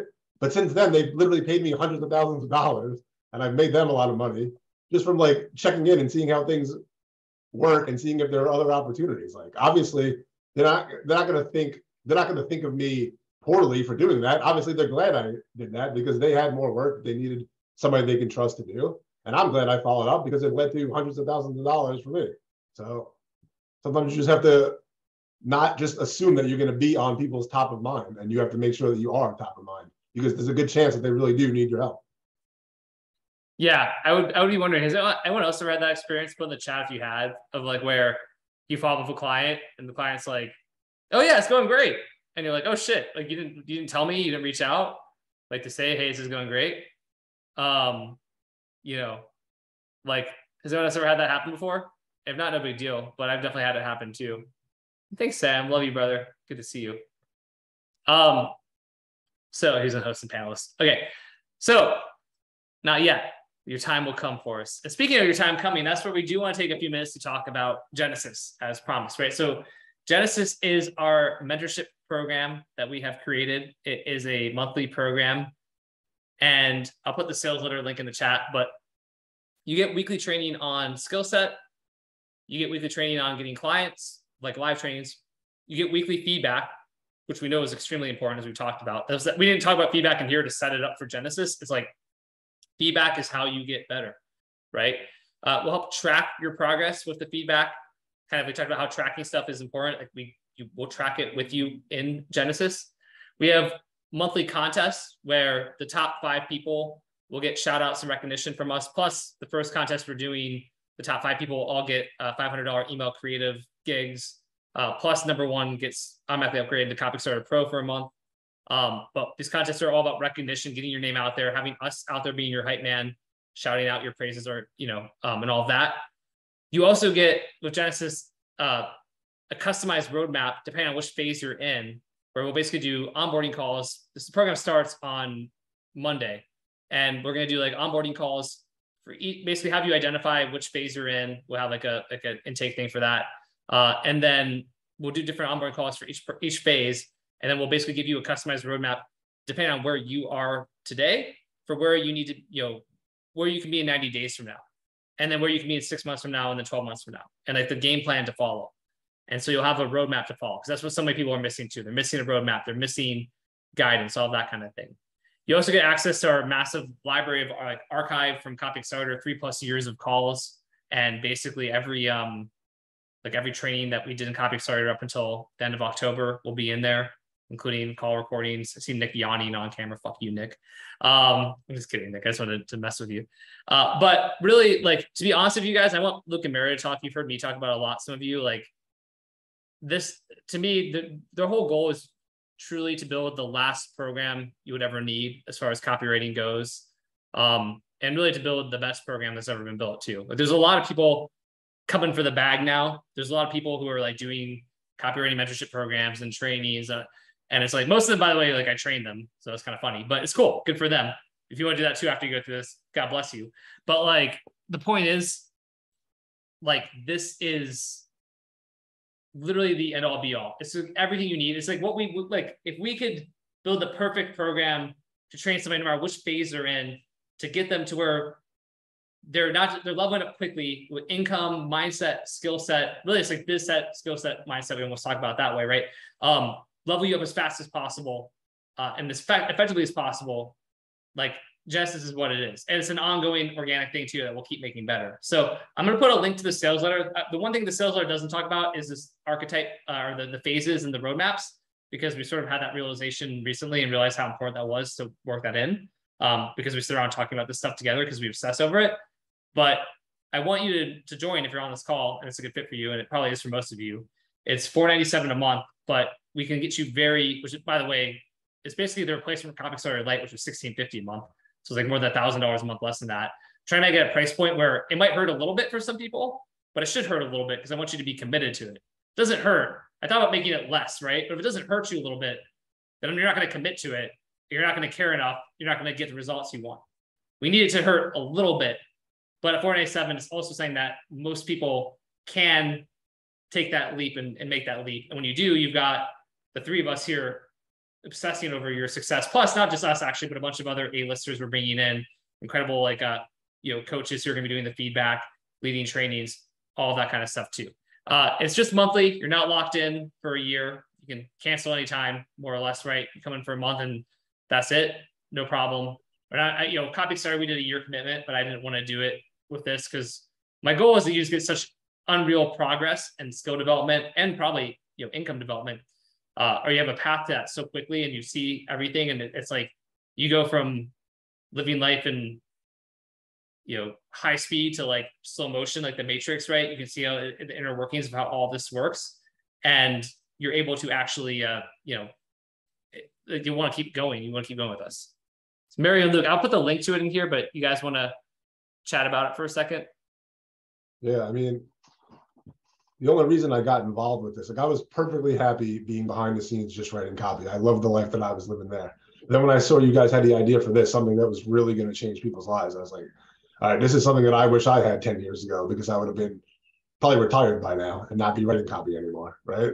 Like the fact that the amount of time that I spent stuck in all those different phases was probably, I could have cut that down 90% of the time if I had a program like this that was going to give me all the things I needed to get through those phases quickly.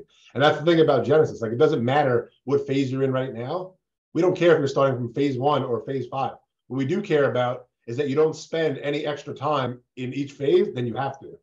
And the plan is to give you everything you need to move from one phase to the next, until you're at a point where you're happy and you're not needing for anything in your life.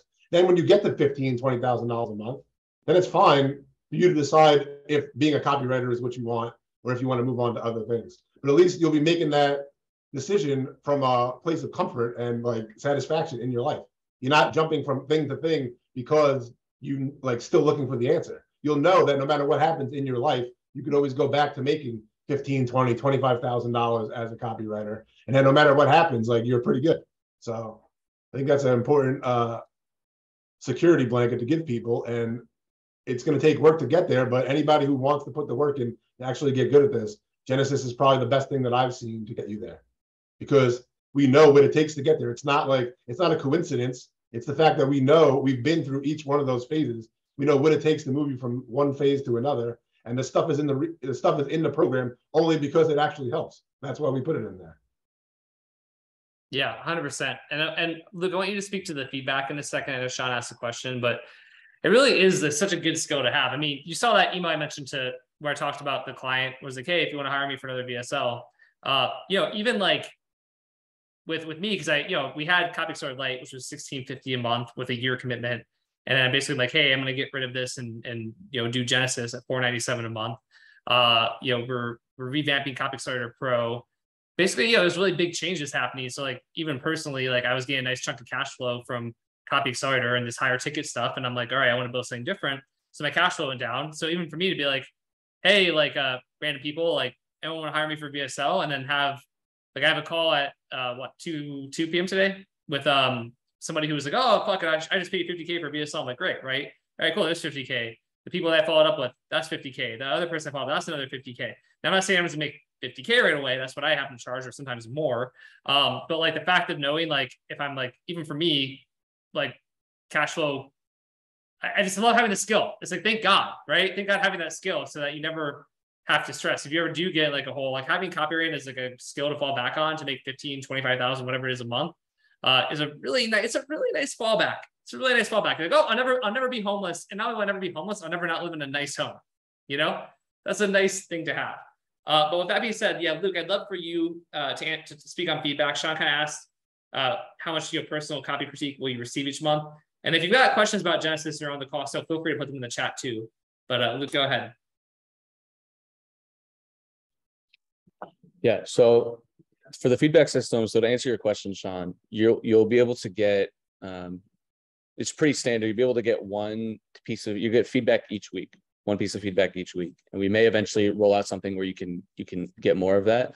I think we'll probably get there, but for now it's one piece of feedback per week, which is pretty typical. Any sort of coaching program that you do, that's the feedback that you're going to get.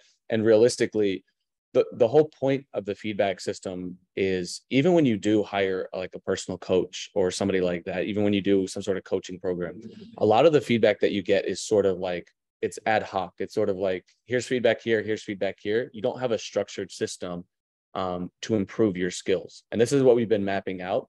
What's so cool about this system, and why there's really isn't anything else like it, is it's taken all the experience of myself, Mario, and Stefan, all of our feedback experience. So there's a lot of copywriters who have experience writing copy. Probably combined, we have more experience than I would say almost anybody. But there's a lot of people who have experience writing copy. But then it's another skill to have also experience giving feedback. And if you were to peek inside the Copy Accelerator members area, you would see how much feedback we're giving every single day. And Stefan's been doing this for years. I've done it with 8-week mentorship. So we've really not only mastered copy itself, but also the art of giving feedback. And what we've been able to do is take that same skill set, put it into a system or a structure, so that we're able to deliver that same level of feedback to you guys, pretty much at scale. And at the price point at like 500, there's just literally no place you can find copy feedback like that, right? Of any sort of quality. And so the fact that you're able to get that, and it really does mimic and follow the path of like very similar to the way that we would give you feedback, is incredible. And there's so many other things that we're going to roll out as things go on. Like the system, we just did a training with the coaches. The coaches are amazing. The system is awesome where it is, but as things continue to develop, it's only going to continue to get better and better and better and better. So that's one thing. The other thing that is like, to me, is so amazing with Genesis program is the ability to get that recognition quickly. Actually, one, you're getting access to the CA library of past training calls. Like someone was asking me, is this a course? I'm like, yeah, like it's RMBC, like pretty much on steroids, plus several other layers deep of almost every type of copy you can imagine. Literally, you could just get access to this library, watch all those videos, and you'll have literally every single resource. Forget everything else. You'll have every resource that you need to be an amazing copywriter, right? That's without the feedback. That's without the live training calls. That's without the freelancing calls. That's without any of that. So that alone is incredible. The other thing, though, is the recognition. I don't know if for anyone here, if you know my story, but my story was I was not making money as a copywriter. I was running low on my funds, my juices. And I was like, I know I need to attend the Copy Accelerator event. So I attended the live event, and I didn't have any intention of joining the program, but I was like, because I attended it, and I was like, the one thing that made me really want to join was the fact that they were going to have these contests, right, within the program, where they hired business owners to write a certain number of, you write a sales letter or something like that. And that's really what pushed me over the edge. I was like, if I can just get one of those, like, I know I can bridge the gap. If I can win that job, then I'll be able to like hopefully get a new job, whatever. So I applied for 3 of the jobs. I got 2, and then I went super heavy into feedback, made sure I had a lot of feedback, put a lot of effort into it. And then I ended up winning those 2 contests. And it's those 2 contests that actually put me on the map or on the radar for Stefan. And that changed everything for me. So literally the fact that every single month you have a shot on goal, you have every single resource that you need to study on your own, plus you have every single resource you need to get feedback on your copy, personalized towards you, and you get a shot on goal to get a recognition and move into basically getting like, you know, full 5, 10, 15-minute Loom videos for myself, Mario, or Stefan. That to me is like, is just insane. It's like literally, here are the steps that you need to take. You don't have to figure it out for yourself. You don't have to reinvent the wheel. It's the shortest path to whatever sort of success you want. And then once you get to a certain income level, once you're able to, you know, maybe make a decision to be in the right other masterminds, be around the right people, the right networking community, get even higher level feedback that's more personalized, like you get in pro. From there, it's like everything opens up. All the possibilities open up. You can continue to be a copywriter. You can continue to, you know, venture out into other things. But this is such a clear path towards mastery when it comes to copy that it genuinely gets me very, very excited. And that everything I've talked about doesn't even layer in the fact or account for the fact that we're going to layer in giving you personalized roadmaps depending on where you're at. So we have these archetypes, or we have these positions that people identify with, the lone wolf, the student, and we're going to develop resources that give you an even more specific path from where you're at right now, right? Not only like technically what you need to do, but what you need to do to change your mindset. Because like we talked about, there's imposter syndrome, there's the ability to not want to like charge more, there's sometimes discipline things and other sorts of habits. So we're taking all of that into account and creating those exact roadmaps that you need to go from wherever you're at right now, whatever you're personally struggling with, to pretty much the highest reaches you can go with copywriting. So yeah, that's my rant. No, it's good. Let's see here. I know like Forrest had asked, I think before I get to yours, Forrest, yeah, John asked if the 30th is a cutoff. We are doing that as a cutoff for now, the 30th. Forrest said, if we submit a sales letter for feedback, will we get feedback on the entire letter or just an overall take feedback on the first couple of paragraphs and kind of a brush over of the rest? You want to speak to that, Luke? Yeah, so the way we're still calibrating that system right now, the way it's going to work is we're going to set it up so that we focus on the biggest things first. So for example, Mario and Stefan, you guys can attest to this. When I look at it at a VSL, to me, if the lead is not dialed in, whatever comes after the lead does not matter. It's not important, right? If the lead is not solid, I don't care what you say after, no one's going to get through that first part of the copy. Okay.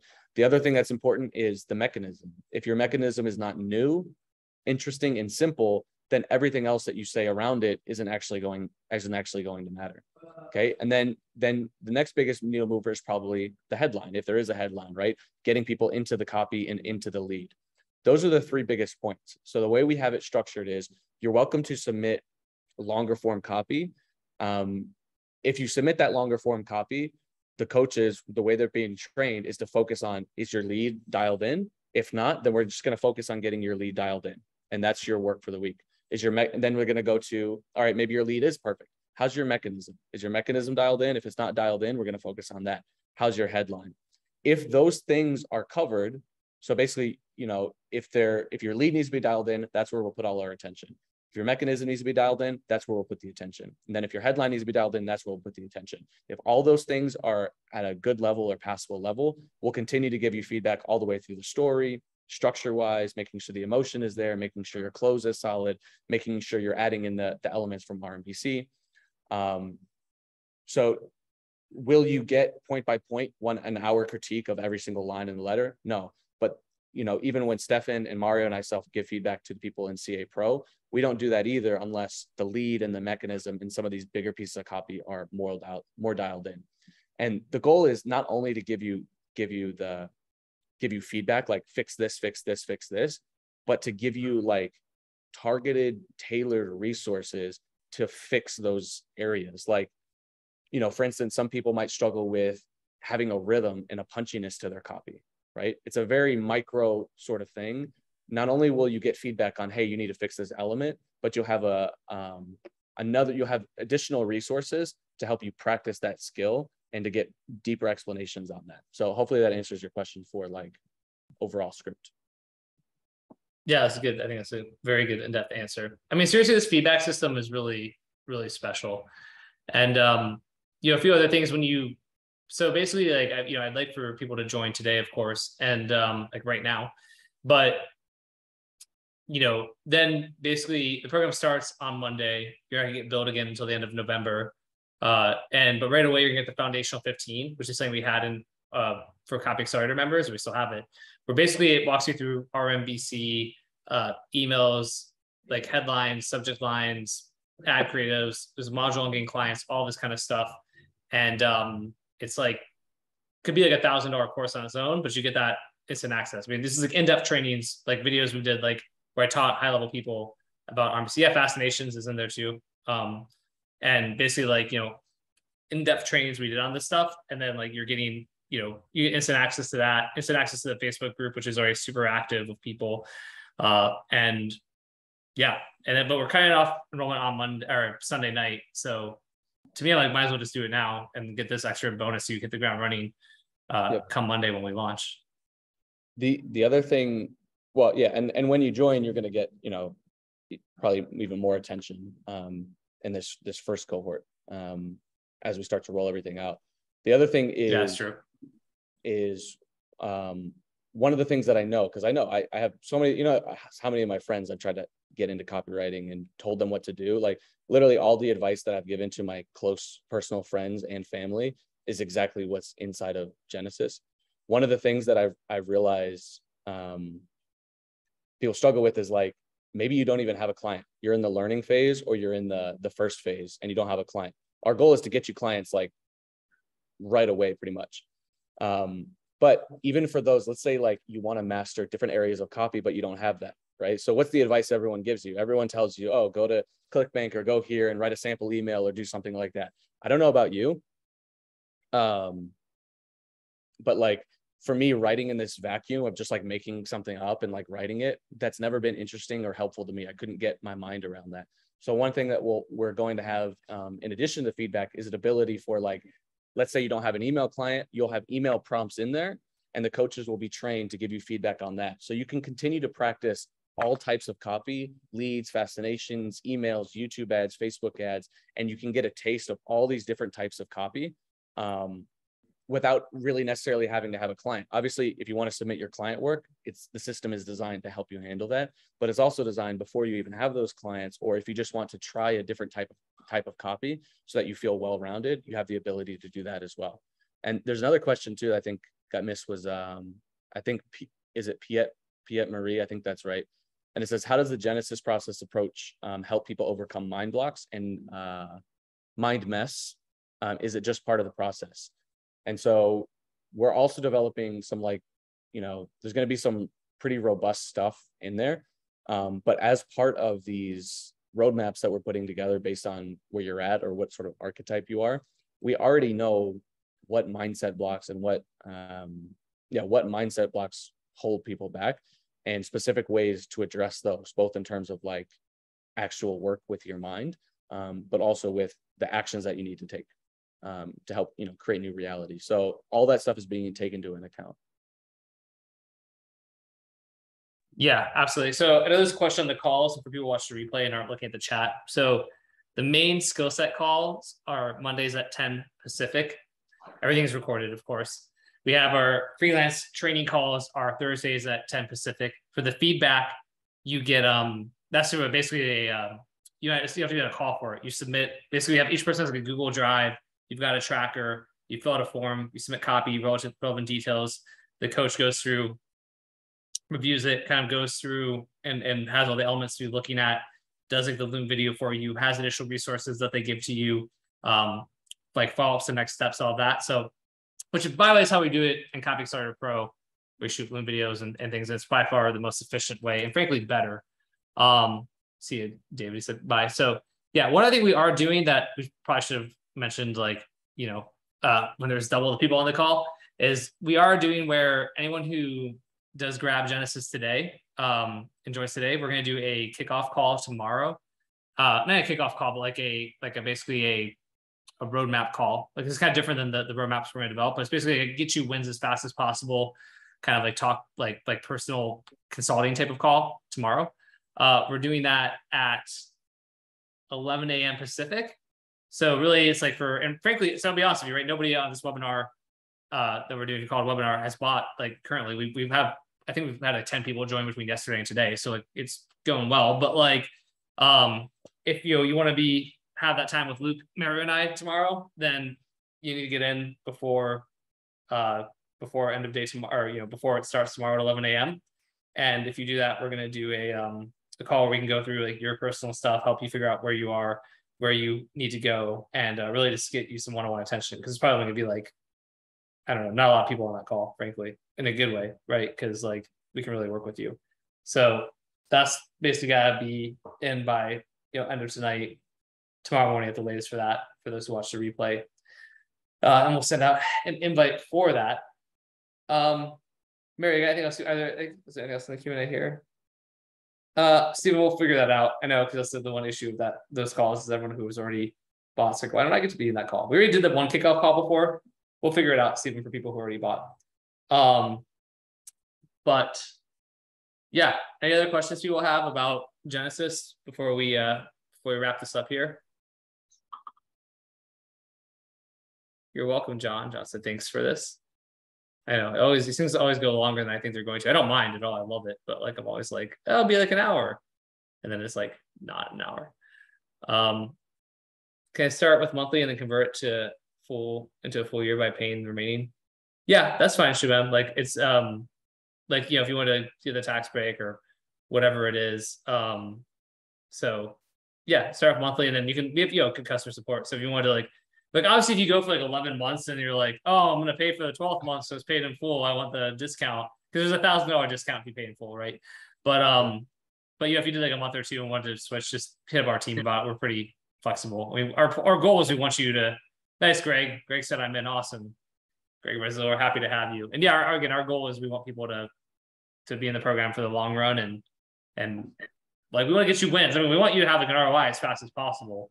That's why the call, like a lot of people are probably thinking about it and are probably going to join like towards the end. But if you think that there's like a strong possibility that this is something you're interested in, you really should get in today, because tomorrow you're going to have legitimate one-on-one time with me, Stefan, and Luke. And instead of waiting for the roadmaps and stuff to come out, which are going to be awesome, by the way, but instead of waiting for those roadmaps to come out and be rolled, you can literally help dial in the roadmaps yourself by talking to us about your specific problems and what you're facing. And you can get personal attention about like the things you're facing right now, so we can get you the quickest possible wins. We can help you remove roadblocks before the Genesis program even officially kicks off on Monday, because you're going to be able to talk to us one-on-one tomorrow.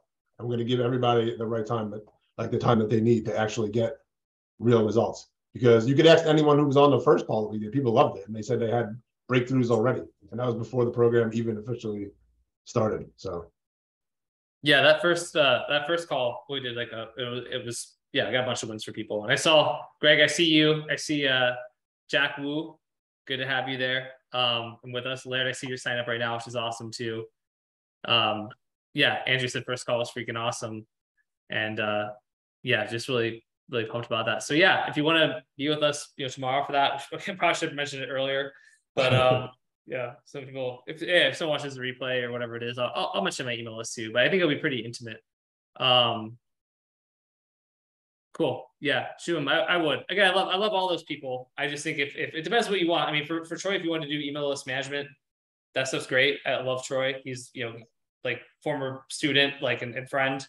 Came to the thing I did in like 2019 was making $4 or $5K a month, and now he's doing 7 figures a year. It's awesome to see. Not just running from the email stuff, but also obviously teaching it, coaching, and all that stuff. But he's an amazing dude. Just love him. Ning's, former student, was like an in-house employee for Paleo Hacks when we started Copy Accelerator.